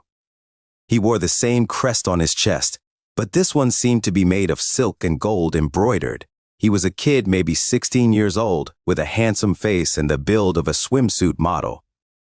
The tight-fitting leather emphasized his muscular body moving in tune with his horse. Lith felt really pissed off, and he knew exactly why. I really hope he is as much of a DCK as he is handsome. Otherwise, not only I will be forced to start to believe in Prince Charming, but I will also die of envy. Hey, kid. The servant had a rude tone of voice. What was that noise from before? Lith put on his best innocent expression, playing wolf in sheep clothes. Good day, sir. It was just me hunting. I'm sorry if I scared you. Lith's voice sounded genuinely apologetic. He wanted to give them the benefit of the doubt. Where did you get those? He said, ignoring Lith's apologies and pointing at the rabbits. From a rabbit hole. They are my game. Lith smiled, keeping watch on both of them. Give them to us now. They will make a perfect muff for my mother. The handsome youth had also a beautiful voice. If you are really sorry, you should offer us proper compensation. Even a commoner like you should know the basics of decency, he said with a mocking smile. Lith dropped the act like a live grenade. Seriously? Robbing a kid in broad daylight? Don't you have any shame? Kid, the servant rebuked. Do you know who are you talking to? He is the son of Baron Wrath, lord of these lands. Lith started laughing out loud. Please, Tron Woods has no owner except maybe Count Lark. Stop spewing bullshit just to cover your sorry ass. And besides, do you know whom are you talking to? I am the supreme mage. See what happens when you waste your breath on commoners, Korth. The young noble took up the short bow he carried on his back, nocking an arrow. They are just too stupid. It's in the nature of things. He shot the arrow with perfect aim towards Lith's heart. But Lith was far enough, and had kept many spells ready on his fingertips. With a wave of his hand, a strong gust of wind hit the arrow on the side, making it spin out of control before harmlessly hitting the ground meters away from its intended target. Despite being flabbergasted, the young noble was able to keep his cool, knocking another arrow while ordering Korth to kill the kid. Lith raised his left hand, freezing Korth in place with spirit magic, while with the right he took control of the arrow that slipped away from the youth's fingers before stabbing him in the eye. The youth fell from his horse, screaming in pain. To think that I even bothered giving you guys a chance to get out of here alive. Lith sighed, shaking his head. Wait, if you kill the young lord, you and whoever you love will die. Think about it. Lith started laughing again. Really? And how could they ever find out what happened here? Lith moved his left thumb, and Korth noticed with horror that his right hand was moving against his will, unsheathing the hunting knife he carried at his belt. Wait, please, have mercy. Don't do this, you are just a kid, he begged. So, when you want to kill, you kill. But when you lose, I am supposed to show mercy? The spite in his voice was palpable. Lith lowered his ring finger, bringing the knife at Korth's throat. Since you are just a servant, I'll give you a clean death. With a flicker of the little finger, Lith forced Korth to cut his throat from ear to ear. Then he approached the young noble that was still writhing in pain, uncaring of what just happened to his loyal servant. As for you, you are the kind of guy I hate the most. With one hand, Lith kept him frozen at midair, while he used the other to punch him nonstop. You have fucking everything. Money, beauty, a bright future. And all you can do with such treasures is screw those who are already struggling to survive? Lith hated humans more than everything. Even back on Earth, the only thing keeping his rage in check was his responsibilities towards his family. But in the new world, there was no cameras, no GPS, nothing. There was only power, and for once he was the one holding it. You know, I have a very ill sister, Lith said after venting out. I could never practice darkness magic on living beings because using it on animals is just plain cruel. You, on the other side, are just a monster with the face of a man. You will make a perfect specimen for my research. Tron Woods resounded with screams for hours before death could come to claim her prize. While Lith was approaching Celia's house, he felt a profound sense of shame tormenting him. It's a shame to waste so much good equipment and horse meat, but I have no plausible excuse for it. Our farm could really use a couple of horses, but what if someone recognized them? Too many risks for so little reward. Destroying everything was the right thing to do. Once he had finished with his experiments, Lith used darkness magic to wipe out any trace or proof of what happened, turning everything into dust. Celia was so excited seeing the two rabbits to let slip her dire need for them, to fill the order of a very generous client. Respecting his master's teachings, Lith exploited the situation. Hunters don't do favors, they make deals, he quoted. In exchange for the snow-white rabbits, Lith managed to get a full set of warm clothes of lower quality, and Celia would personally tan the remaining pelt for free. That, and the 3 rabbits ready for the cooking, earned him great praise from his family, except Orpal. Over time, he had started to consider all the food that Lith brought home for granted, so his hatred and envy returned stronger than ever. That little leech. Hunting with magic is easy. Any idiot could do it. Everything he does is a slap in my face. I never get the respect that I deserve as the firstborn, and it's all his fault. First, he flaunts his luck hunting. Then he plays martyr, asking mother and father to let that piece of trash of Tista be the first to have fur clothes. What can Tista possibly do with them? Getting ill with style? No, Lith did it on purpose. He knows that my stupid parents still resent me for telling the truth about that cripple. Lith did it only to make me lose face compared to him. The truth was quite different from Orpal's self-centered interpretation. Lith really loved Alina mother, Reyna big sister, and Tista ill sister, while Orpal was never on his mind. He cured anyone in the family without being asked to, except for Orpal, but not out of spite or anger, but simply because his existence was irrelevant in Lith's eyes. If Orpal lived or died, it was not his problem. He would not do anything to harm him, but would not help him either. For Lith, they were complete strangers living in the same home. The reason why he had wanted Tista to be the first to benefit from his luck was that Lith hoped that with warm enough clothes, his sister could finally spend more time with him and Reyna during winter, playing in the snow. In Lith's eyes, the image of Carl would often overlap on Tista's visage. He loved them deeply, and both of them were victims of a cruel fate. Lith wasn't willing to let anyone or anything, not even a congenital condition, take his loved ones away from him. He suffered at the thought of how little of life she could enjoy. To give Tista the opportunity to experience speed and the feeling of the wind on her face, Lith built for her a swing with the help of their father, Rise. It was nothing special, just a wooden plank attached to 4 tight ropes hanging from a reversed U-shaped wooden framework with triangular standings. Yet the result was awe-inspiring for his family. Swings seemed to be unknown in the New World, or at least they were in the Lustria County. Raz looked at the result of their work in admiration. It's amazing. Why the 3 wooden beams instead of just 1? Safety reasons, Lith explained, while using earth magic to make the last 10 centimeters 3.9 inches of the beams sink underground, making the swing impossible to topple by bad weather or a too vigorous movement. That way both ends are like a chair. Multiple legs mean that the weight is equally distributed among multiple beams, making the stress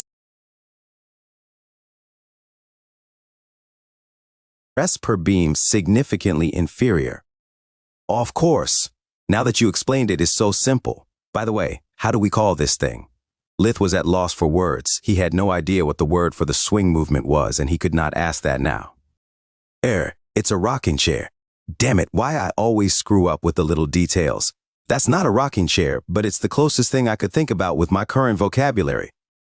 Tista fell in love with his present, and the rocking chair became soon a popular pastime in the family, to the point that Raz had to build a couple more to avoid quarrels. Furthermore, after his experiments with dark magic, Lith spent the following months trying to apply both life vision and invigoration while treating Tista's symptoms. If I can manage to have for Tista's body the same imaging that invigoration grants me for my own body, I could have a better understanding of her underlying condition. That would mean having much better chances of finding a cure. In the blink of an eye, it was almost winter again. Lith's 5th birthday was approaching. Lith was determined to capitalize on every single day before the great cold arrived, to catch as much game he could to fill the house's storeroom to the brim. He had no idea how cold the incoming winter would be, and even if he was probably strong enough to survive a storm, he doubted his parents would allow him to test his theory. During the last year, Lith had explored more and more of the Tron woods, learning how to move without alarming the animals. He had also discovered new uses for dark magic. His newest spell, the Shroud, allowed him to cancel out his body smell and aura by enveloping Lith in thin layer of dark energy, making it impossible for most animals to notice him, either by nose or instinct.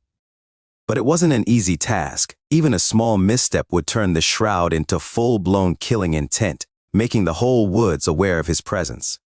That day, Lith was raiding a new area, deep in the Tron woods, investigating an odd feeling that had tormented him for days.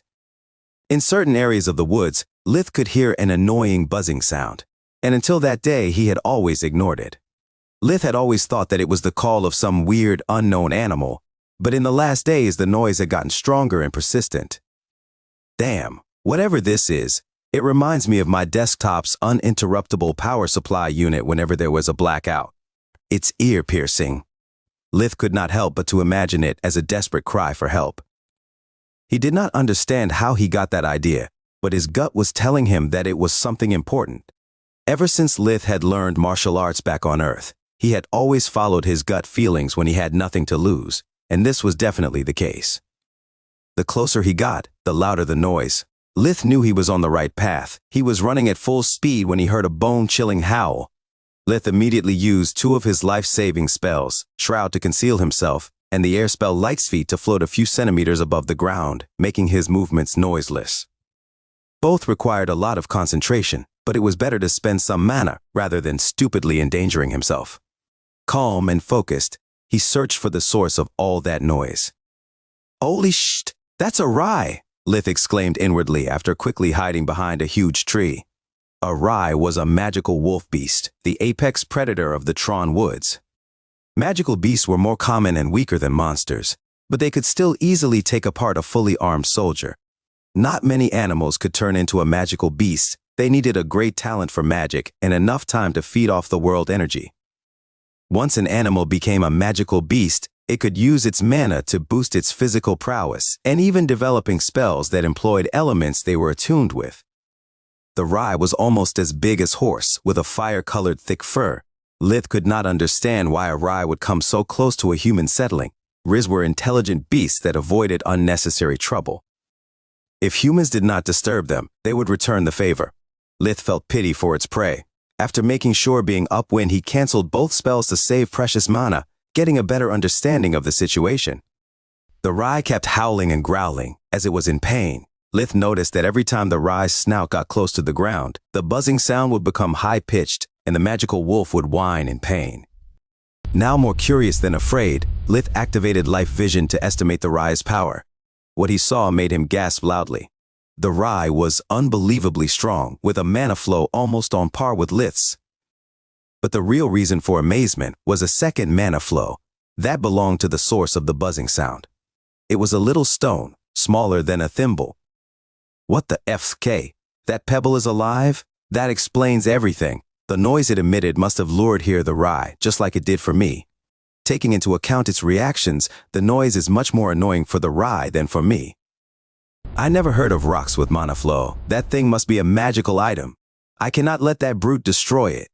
Throwing caution to the wind, Lith decided to take action and save the magic stone. The rye's life force is incomparable to mine, but if I manage to avoid it getting close, I know I can win. His mana flow is inferior to mine, and from what Celia told me, magic beasts have no offensive spells. First Lith activated Shroud again, then he started weaving his strongest spell, Plague Arrow. A bolt of dark energy flew from his joined hands, hitting the rye from its blind spot while it was trying again to crack the noisy stone with its teeth. The screeching sound and the spell hit both at the same time, making the magical beast almost lose its footing. Plague Arrow was a spell that injected a dense mass of darkness magic in the victim, disrupting both the mana flow and the life force. Lith had charged it as much as he could, to get as much advantage as he could. Before the rye could turn around to search for its enemy, a stream of lightnings erupted from Lith's palms, hitting the magical beast with enough strength to knock it down. While increasing the distance between them, Lith canceled Shroud for life vision. Despite the sneak attacks, the rye was still alive and strong. Lith focused his spirit magic, using both his hands, trying to break its neck as he had already done countless times. The rye wasn't stupid. As soon as it felt the ominous sensation on his neck, it contracted its muscles, reinforcing it with mana and making it harder than steel. So much for my advantage. If only I could use fire magic, you would be already roasted to death. Could you please go away? That thing is mine. Mine. Lith conjured several ice javelins, throwing them at the magical beast from multiple angles simultaneously. The rye easily dodged them all, retaliating with a powerful magical roar. Lith was only saved by the distance. having the time to realize that a massive wind blast was heading his way. He stepped back at the moment of the impact, using his own wind magic to dissipate the blast. His sleeves got turned into confetti, but aside from some flesh wounds, he was fine. Fuck me sideways! Thanks a lot, Celia. Magical beasts do not have offensive spells, sure. It seems this rye never got the memo, though. The rye charged at Lith, using its wind blast to disrupt his rhythm. Lith did his best to keep the beast at bay, but the difference in physical prowess was overwhelming. It was only a matter of time before getting caught. Okay, when you can't win, just run. Plan B, fight dirty. Lith stopped running away to prepare his last attack plan before throwing the towel. He conjured many ice javelins, but did not throw them. He left them floating in midair all around him. After a moment of hesitation, the rye chose to ignore them, charging straight at that insolent pest. That's a good boy. Eat this. Twin spell. Flash and bang. Lith's right hand produced a massive flash of light. For a moment, it was like a second sun had appeared. His left hand instead used wind magic to produce a noise comparable to an explosion. The rye tumbled from the pain, its eyes and ears bleeding, while Lith was unscathed. He had learned long ago that as long as it was infused with his mana, his own spells would do him no harm. He could cover himself in fire, ice, or lightning without a scratch. When the rye crashed against a tree, Lith finally used the javelins, throwing them with all the force he had. All of them hit the target, but the thick magical fur prevented them from impaling it, piercing only through a few centimeters of flesh. Lith immediately checked with life vision, the results appalling. The rye was definitely wounded and weakened, but far from being dead. Damn it, so much effort for so little damage. If it continues like this, I am the one who is most likely to run out of steam or luck. The rye only needs one hit to kill me. It's not worth the risk. Lith used spirit magic to recover the magic stone before running for his life. The stone was full of teeth marks. Its sharp surface prickled Lith's skin. So long, sucker, Lith screamed at the still-stunned magical beast. See you again in a few years? Let's see if you dare attack me again. Small drops of blood touched the stone, and the noise stopped. The rye was still trying to make head or tails of what had just happened. It only wanted the damn noise to stop hurting his ears when that fierce man-pup showed up. The rye had tried to scare him away and to teach him a lesson, but it ended to be the one getting schooled instead. Bah, who cares? The rye thought. I wanted to get rid of that stupid rock, and in one way or another, I got the job done. That was one feisty pup, though. I pray that he shows more consideration towards his pack than he did for me. Otherwise, when he grows up, he will be a scourge to his kin. Stupid humans and their greed bring only troubles. They are incapable even of taking care of their own. The rye, leader of all the packs in the Tron Woods, shrugged away the javelins before returning to its family.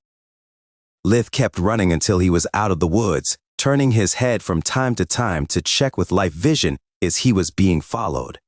There is no trace of the rye, but better safe than sorry. I'm afraid I have pissed off that thing quite bad. It's better to give it some time to vent off and search for easier praise. He was near Celia's house when he finally remembered about the magical stone. Lith activated life vision, getting a good look up close. The first thing he noticed was that the rough edges on the stone had smoothened up. It did not prick his skin anymore. The surface was still rough, but now looked like a stone marble. The buzzing sound had stopped from a while, and the magical stone's life force, despite being still at the same level, had changed significantly. Back when he saw it for the first time, its life force was like a candle about to burn out of wax. Now it had become steady, with a regular pulse. Warning Celia about the magical beast took priority, so he hid the stone in a leather pouch he always carried at his neck before knocking at her door. Lith explained her everything, describing in detail the size and power of the rye, leaving her flabbergasted. Of course, he never mentioned their fight. Lith told her that he had fled as soon as their eyes met, and that he got away only thanks to his magic, showing his tattered sleeves as proof. Good gods, kid. She still refused to call him by his name. You have been really lucky it took it easy on you. Had the rye decided to give you chase, we would not be having this conversation. Nonetheless, thanks for warning me first, instead of going to your parents. Celia ruffled his hair. How do you know I came here first? Because if you didn't, your parents would have probably locked you up in your house, and one of them would have come here to warn me in your place. Lith froze up. He had just dodged a bullet much scarier than any Rai. You are right. It's better not to tell them, otherwise my hunting days may be over forever. Yeah, I suggest you taking the rest of the morning off. Make up an excuse for those sleeves and go home. Celia walked over the shed near her house where she kept her game maturating. Take these as a thank you for the heads up. She handed him a rabbit and a blinker, ready to be cooked. I was about to go in the woods. I think I will follow my advice instead and keep tanning the remaining pelts. I'll go to hunting in the afternoon, when it should be safer. Lith thanked her with a deep bow. He knew how precious meat was in Lucia, even for a huntress as good as Celia. Not to mention she had just saved him from perpetual house arrests. He spent the rest of the morning trying to understand how to use the magic stone. It appeared to be feeding off Lith's mana. Not leeching it like a parasite, more like nibbling at the mana that he naturally released being talented in magic. The stone would simply breath in what Lith's body breathed out, nothing more. Lith tried injecting mana into it, but to no avail. Then he casted elemental spells while holding the stone, to check if their strength, cast speed, and area of effect were affected in any way. All of his experiments gave no results. The stone looked just like any other. Stones do not have such a clear mana flow, and certainly they do not have any life force. Maybe this thing needs time to heal, to recharge or something. The rye messed it up quite bad. Let's hope it's not broken. Unless it starts harming me, I'll keep it. Maybe it's some kind of treasure, or maybe I can find something about it on Nana's books. I just have to be patient. The last days of autumn passed on uneventful until winter arrived. Having reached the 5 years of age, Lith revealed a little more of his magic talents, proving to be invaluable to his family. He would wake up first and warm up the whole house with magic, even the floors. At that point, the fireplace was lit only because it was cozy, and because rounding up around the fire, especially during the stormy winter evenings, was a family tradition. Even the cooking was entrusted to Lith. Elena would prepare the meal, and Lith would cook it faster and better than a ventilated oven, keeping the soup warm for everyone during the whole meal. He could not go hunting anymore because of the bad weather. His parents had been adamant on that, but Lith could still go to Celia's house to perform the chores for her. During the last year, she had become so lazy to become dependent on Lith for keeping her house clean and her tools sterilized. This meant killing 2 birds with 1 stone for Lith. Now he had an excuse to go fetch his private stock of meat whenever he got hungry, and Celia had to pay him for the chores. Lith would do it for free, just to get out of the house, but his parents would not agree. So, Celia paid him a few copper coins to clean her house, and some more for Elena to do her laundry.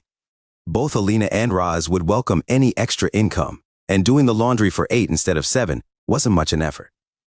Especially since Lith provided her an endless supply of hot water. Nice to meet you, I am Lith, Boiler Supreme. He would grumble inwardly every time. In the first weeks of winter, Lith made a very important breakthrough. He finally understood how to use Invigoration's body imaging on others. He was now able to let his mana seep into another person's body, and slowly take control of their mana flow, allowing Lith to know everything about the subject's physical condition. The only way to achieve such a result was to keep physical contact, searching way-ins for the mana without harming him/her. Lith immediately used it on Tista, and his findings were appalling. Her body was full of the tar-like substance that, for the lack of a better term, he had dubbed impurities. And the cause of that was her lungs. Barely half of Tista's lungs were made up by a healthy tissue. The rest appeared like a black-brown mass that actively produced impurities that over time filled the healthy tissues of her lungs and windpipe, making her cough first and ill later. After giving it some thought, Lith was sure to have found a fix better than everything he had done before, but much more embarrassing. Even though now his real age was that of a 30-year-old man, he was still in a 5-year-old body, which found extremely uncomfortable the idea of speaking of certain matters, especially with the family women. After some deep breaths to calm down, he called Roz and Elena to ask for their help and permission. He had to dumb down the procedure quite a lot to get them to understand. Basically, I cannot cure Tista, not yet, but I discovered a way that should make her feel much better. In the best-case scenario, she could even get rid of most of her symptoms. And in the worst-case scenario, Roz asked, full of worries, at worst she will be the same. I'm certain of it. but I need you to trust me." Contrary to his expectations, they did not make any objections or question. Their trust in Lith's mastery of magic was boundless, and in their eyes, he was just a 5-year-old, while Tista was barely 7. She had yet to mature in every way. For them, it was like yesterday when they bathed together in the washtub. The first phase was the easiest. Lith would take control of Tista's mana flow, overloading her body with his mana and forcing the impurities to move away from the inner organs and toward the skin. She would just feel hot the whole time, like having a mild fever. Once most of the impurities were about to surface, Lith demanded to be blindfolded and that either Elena or Rena witness the process. Tista was just a kid, and Lith feared that overtime suspicions might arise. During Earth's Middle Ages, incestuous relationships were disgustingly common, and he rejected even the idea of being thought of as a pervert. The second and last phase required Tista to be soaking in the washtub that had been previously filled by Lith with hot water and soap. He clearly remembered the stench the impurities gave off, and during winter ventilating the house was difficult, especially in Tista's condition. Cold was her worst enemy. Then, he could finally extract the impurities by using mater magic, creating and manipulating flows that would massage Tista all over her body. Lith would destroy the impurities as soon as possible with dark magic, preventing them to release their smell. It was a difficult process that required using water and darkness magic, all while keeping invigoration active. After the treatment, he would also use water magic to remove all the water still on her body, and then mix fire and wind magic to obtain a makeshift hairdryer. When it was finally over, Tista looked like she was just back from a spa, while Lith looked like he had just got back from mining, drenched in sweat and out of breath. "How do you feel?" Tista made some deep breaths. "I never felt so good, like ever. Also, I always dreamt of having a winter bath instead of having to resort to warm water-soaked towels." "Thanks, lil' bro. You just made 2 of my wishes come true." She tried to hug him, but he raised his arms in defense. "Please, no. I'm disgusting right now. Do not ruin my hard work. I now need a bath, some food and 2 hours rest, minimum." Both his mother and big sister nodded. "Lith, dear, what was that thing with the water that you did?" Elena asked. "Do you mean the... Damn it, I can't tell her I was imitating a hydro massage. They do not have Latin here. Nor I can call it a jacuzzi or something. Whatever, I'm too tired for this Water massage? Yes, that. It seems so relaxing. Tista has fallen asleep many times during her treatment. Sure, it must be pleasant." Rena's words were filled with expectation. "And that thing for drying her hair, could you do that again too?" Elena raised the ante, their aim more and more obvious by the second. Lith was on the verge of collapsing. He had no time to spare with niceties. "Are you implying that you would like a hot water massage too?" More nodding followed, their hands joined in a silent plea. "But," Batolith stuttered, "both of you are." He was trying to find a polite way to say hot. Lith could still remember Elena's naked body when he was still an infant, and she had aged very well. Rena was now 11. Maybe it was the countryside lifestyle. Maybe it was related to the new world, but she had already begun her growth spurt, developing some curves, being nice and soft in all the right places. Lith already had so many qualms for his little sister, and Tista was as flat as a board, only her long hairs gave her away as a girl instead of a boy. "We are family, and all of us have dreamt of being able to take a bath during winter without catching a cold or worse. You have no idea how smelly we become by working in the barn, surrounded by the livestock smell and their dung. Sometimes the smell is so bad we can't even sleep at night. Couldn't you help us too?" Elena, his mother, completely oblivious of Lith's worries, tried to play the guilt card. Lith gave up. "Fine, just let me rest a bit and then I'll help you. But you still need to blindfold me and I demand a witness." They both started laughing out loud. "Why so many qualms? You are just a baby, not some thug. I would like to say that I am a gentleman, but I do not know the word for it. I could say that I am a man, but that would make them laugh even harder." Stupid 5-year-old body, he thought. Decorum. It was the only word in his vocabulary he could resort to. Damn, this is going to be a freaking long winter. As Lith predicted, his 5th winter revealed to be quite interesting. Treating Tista's condition required 2 sessions per week minimum, each one lasting around 4 hours. 2 for the treatment itself, and the remaining time for him to bathe and recover his strength. Manipulating Tista's mana flow, while simultaneously using fire, water, and dark magic, took its toll every time. The good news was that with so much practice, he was becoming accustomed to casting and maintaining several spells active at once. Every treatment was easier than the previous one, and her symptoms were quickly improving. Tista was now able to help with the house chores and the livestock. She could even afford making long walks outside when the weather was good.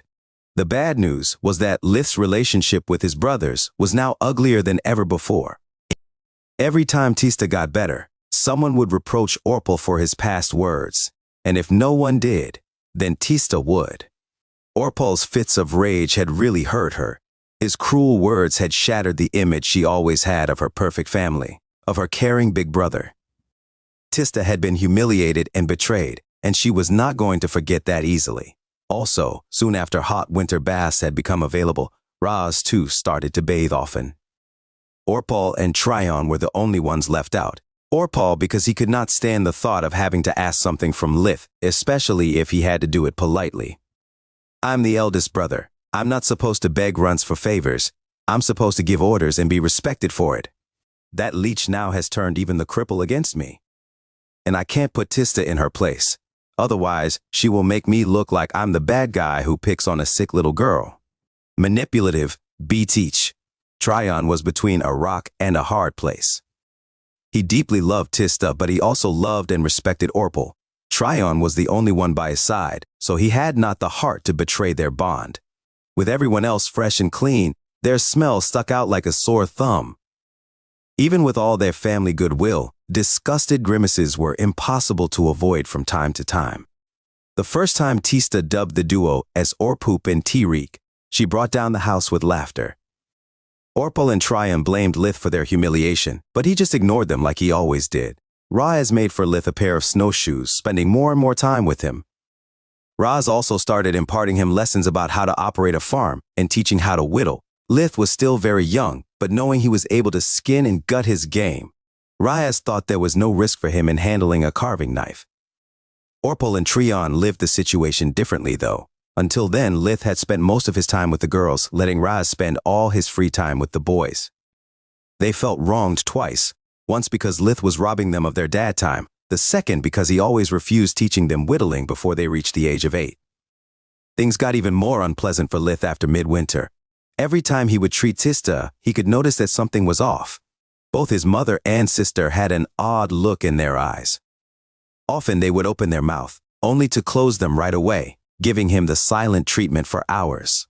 Lith couldn't figure out the reason of this behavior, so his mind started spinning like crazy.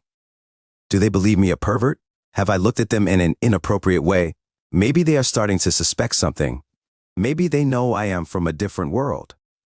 Lith's full-blown paranoia wouldn't give him a second of rest, preventing him to have a good night of sleep. He heard them sighing too often. Something was definitely off. It took Lith all his courage to muster the strength to face them and ask for the truth. The confrontation took place in the girls' room, where they were all gathered for Tista's treatment. Lith, did you really not notice any changes? Alina asked, pouting. Yes, I did. Tista is feeling much better now, right? Of course, there's that. But don't you notice anything here? She waved her hand, going from Tista's head to toes. That's my sister. And, she prompted, her health is getting better. Nothing is getting worse. Tista is still Tista. For the first time in his 3 lives, Lith could spectate with his own eyes a synchronized facepalm outside internet meme gifs. Raina was fuming. Really? Don't you notice that her hair is soft and silky, that it never tangles or gets split ends? Tista had light brown hair with shades of purple all over them. Ever since the treatment began, the color had got more vibrant and visible. Shades of purple, this is really another world after all. I wonder why women do have them and men do not, Lith thought. Now that you mention it, yes I do. But normally I don't care for hair. I keep mine short for a reason. Raina shook her head. Don't you even notice that her skin has got smoother? With no imperfections, that she is growing taller and slender than her peers? Lith kept scratching his head. He knew nothing about the average girl. Also, they were simply describing the side effects of removing impurities. And why is that a problem? Aren't those all good things? This time, even Tista joined the facepalm. They are envious of those things, dummy. They just want you to do the same for them. Lith was flabbergasted by such trivial demands. All those grimaces, the silent treatment, all of it for such a stupid reason? Lith, dear, being attractive for a girl is a pretty big deal. For your sisters could mean getting the possibility to choose between just a wealthy man and a good wealthy man. It can affect their entire life, their happiness. That sounded right to Lith's ears. How could I have not thought of that? While for your poor mother it means that she can finally make all those pompous high and mighty neighbors of her, that keep bragging about having so much more money than her, flaunting all the pricey beauty creams they can afford, kicking themselves out of envy. That sounded right to Lith's ears too. He accepted with a sigh, and his life finally returned to normal.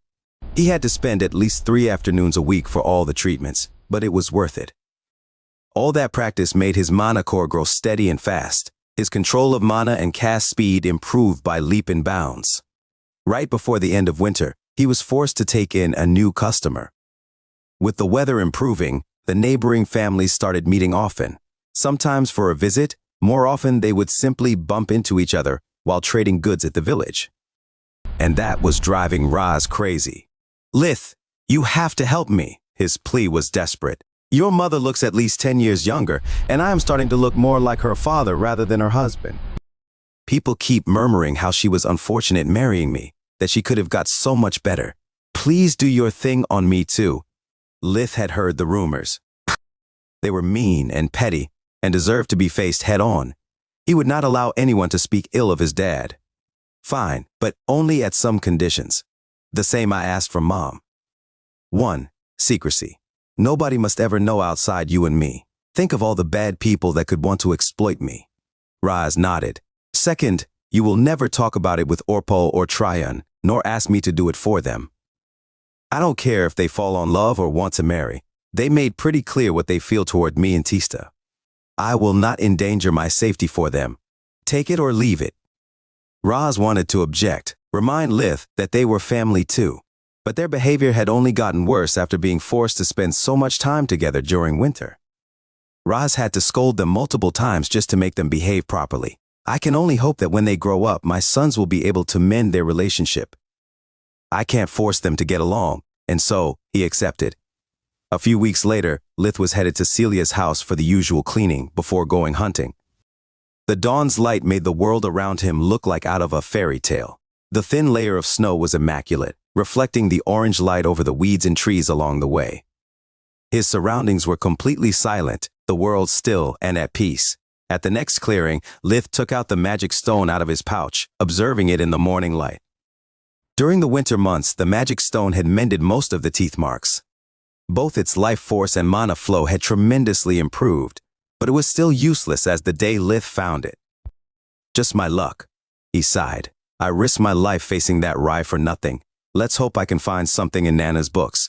Otherwise, my only option is to find someone willing to buy it. Lith was really impatient to start his apprenticeship. It meant being finally able to study magic from books instead as a self-taught. Also, as an apprentice healer, he would get practice magic and be paid for it, gaining the village recognition and respect. So many birds with just one stone. After putting the magic stone back into the pouch, Lith arrived at his destination and opened the door. That day, Celia was out of town to sell her merchandise, so she had left the door open for him. It didn't take him much time to clean everything and leave. As soon as he walked out the house, he got hit in the head by a wooden stick. Lith's eyes went blurry. He felt someone pushing him back inside, making him fall to the ground with a kick in the stomach. Look who's here, the little leech. Lith recognized that voice. He was one of Orpal's friends. 4 boys quickly surrounded Lith, kicking him while he was still down, while a 5th closed the door after checking that no one did notice them. You little arrogant piece of shit. Orpal told us all about you. How you humiliate him every day, how you even dare stealing his food. Yeah, another one yelled. He is your big brother. It should be him getting the best part of the game, not you, little ungrateful runt. Less yelling and more kicking, Trant. Remember Orpal's words, if Leech gets the chance to use his magic, we are finished. Despite Lith was curling up, desperately trying to shield his head and stomach, another kick grazed his face, making one of his baby teeth fall. I know what to do. Trant moved forward, gripping Lith's hands with enough strength to crush them. Let's see how he does magic without hands. By coming that close, Trant had forced his friends to stop kicking, and a moment was all that Lith needed. He released all the lightning he could muster, shocking Trant out cold, but before he could do anything else, the wooden stick hit him in the head again, making him collapse. "You dickhead! How dare you hurt your seniors? You deserve to die!" The beating resumed, this time with no hint of mercy or holding back. Lith started coughing blood and teeth.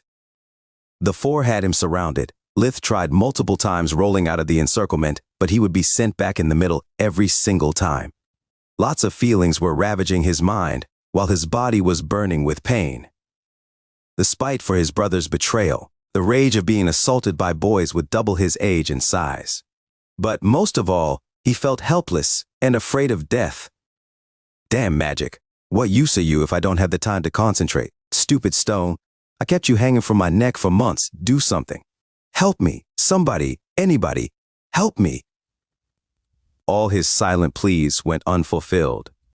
While his conscience was fading, Lith started cursing himself for his weakness and helplessness. Magic, martial arts, all that careful preparation, useless. Oddly, his last thought was not for his family or revenge, but for his last opponent. "If only I was as strong as a rye. He stopped my spirit magic so easily by." His survival instinct kicked in, his mind and body acting in unison. By infusing himself with mana. And I can do that too. It's the same principle behind life and fire vision.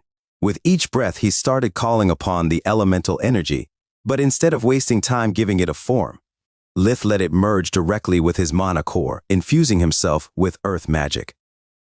His whole body started hardening, the pain getting duller and duller. Lith also infused himself with light magic, accelerating his healing and preventing himself from losing consciousness. Soon he was able to ignore the kicks, springing back up in one fluid motion. "What is earth? It's just a mix of minerals and organic matter, the same as my body. I can be immovable like a mountain." With that thought, he further hardened his head, before headbutting from below the chin of the assailant in front of him. Before the remaining three could recover from the surprise and resume the encirclement, Lith raised his guard. The left arm forward for blocking, the right arm ready to strike. Orpal's friends were scared. After Lith knocked down their leader with the headbutt, the only thing on their mind was to prevent him to use magic, so they rushed forward, not giving him time to recover. The closest assailant tried to punch Lith in the face, to disrupt any casting he could attempt. 60% of the human body is made of water. I can be formless, like water. Lith's left arm, imbued with water magic, coiled around his opponent's right arm like a snake. The body burns calories to produce heat and energy. I can be destructive like fire. Fire magic burned through his muscles, granting Lith short bursts of explosive strength. By flexing his left arm, Lith broke the immobilized limb in 3 points, elbow, ulna, and radius, while his right fist hit the opponent on the nose, pulverizing it. The pain made the boy faint, his nose bleeding profusely. The remaining two fell into panic and tried to run away. Nerves, synapses. All the information and orders in the body are transmitted via electrical impulse. I can be fast as lightning. Lith imbued all his body with air magic, becoming fast enough to blink in front of them, punching both in the gonads at the same time. All of his opponents were down, sobbing in pain or fainted. Lith spit a mouthful of blood, while contemplating the results of his last experiment. Seems that this new magic puts too much strain on my body. Maybe I'm too young, maybe I took too much damage, whatever. I have all the time in the world now. I need to decide what to do with you motherfuckers, Lith said, while using light magic to heal his internal injuries. It may take a while, but you'll get my undivided attention. Enjoy your stay. Lith sat on the couch, his left hand on the chest, performing the healing. The right one was open in front of him, releasing 5 streams of lightning that enveloped the 5 boys like tendrils, making them scream with agony. The original plan was to kill them all, erase the evidence, and then make Orpal have an unfortunate accident. As Lith calmed down, however, he realized that it was an idiotic plan full of holes. If 5 young men disappear suddenly in a sleepy village like Lutia, it is bound to cause a commotion. Also, Orpal knows they were here. Once he discovers they are nowhere to be found, he could come too close to the truth for comfort. I don't want to give him any kind of leverage on me. There is also the possibility that these blockheads shared their plan with their siblings. Killing is the wrong answer here. Too many things can go spiraling out of control. Worst of all, if I make Orpal disappear too, the whole family would worry and grieve for him. Most certainly I don't want to turn him into a fucking martyr. I want him to pay, to suffer for his whole fucking life. While in deep thought, Lith would release streams of lighting from his right hand, keep the spell active for a couple of seconds. Then give his assailants a few moments of relief before zapping them again. They had already lost control of their bladder and bowels multiple times. When they were not writhing in pain, they were sobbing and begging for mercy. I can't let off this trash easily either. Always remember to pause between lashes. The short interval without pain fills them a false hope that it's finally over, making the next hit more painful than the previous. To punish them is not enough, I want to break them. There were too many variables. Lith was sick of running circles, so he decided to resort to a modified version of his very first plan, back on Earth. Those guys were trash too. I wonder how they reacted after my death, when the photos got leaked all over the internet with their names tagged. Lith had a cruel smile at the thought of his revenge, backstabbing them after so many years. With a final spell, Lith made the 5 lose consciousness and started arranging their bodies with spirit magic. I must keep both spirit and fusion magic a secret, so I need to create a stage from which I could end up a winner with just normal magic. An encirclement is too much for a 5-year-old, I'll fan them out. He put back the wooden stick in the hand of his owner, making sure it was smeared with blood.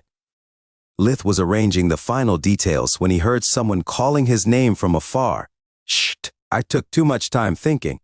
My family must have sent someone looking for me. This screws up a good part of my plan, damn it. I must play it by ear and hope they did not send Orpal, or it's going to get ugly. Lith looked through a window, spotting Alina approaching Celia's house with long and fast strides. Good, it's Mom. Rena or Dad would have been better, but I can work with this. When she got close enough, Lith responded to her call with a moan, slowly opening the door while begging for help. Alina started running with all her strength, and once inside, what she saw was bone-chilling. There was blood everywhere, teeth on the ground, and Lith was almost unrecognizable. He was losing blood from multiple injuries. His face was swollen to the point that his eyes were barely visible amidst all the black and blue.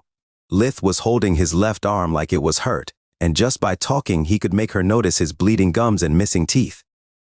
Mom, thank the gods it's you.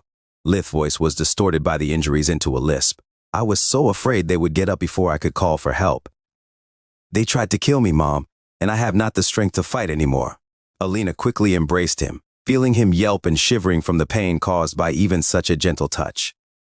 My baby, my poor baby, who did this to you? The two of them started to cry at the same time. Alina because she was scared to death. Lith because while in his mother's embrace he could finally allow himself to vent all his rage and fears. Orpal, it's all Orpal's fault.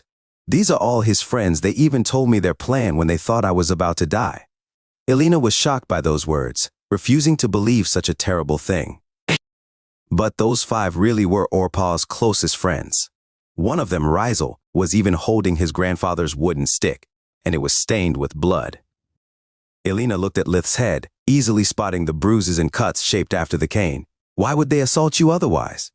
And how could they possibly know that today Celia was out of town? Alina thought out loud. Among the sobbing and crying, Lith was inwardly smiling. Feeding her facts was a last resort. It would have a much deeper impact if she put the pieces together by herself. Can't you heal yourself even a little bit? Alina's voice was full of worry. Her son's condition seemed dire. Lith was expecting this question. Now that I had the time to recover, I could. But I won't. Why? That answer made no sense to her. Alina started worrying his injuries were affecting his mind. Because when you and Dad decide what to do with Orpal, I want you to take a good look of what he did to me, Lith screamed, coughing a mouthful of blood from a wound he had reopened on purpose. Orpal has always hated me, always will, no matter if I help you all with chores or your health. He does not care how much game I bring to the table or money to our house. Nothing is ever enough for him. Lith kept screaming and sobbing. Am I such an awful son, such a terrible brother to deserve this? Lith hugged her with all of his strength, bawling his eyes out. Alina was at loss for words, but only for a moment.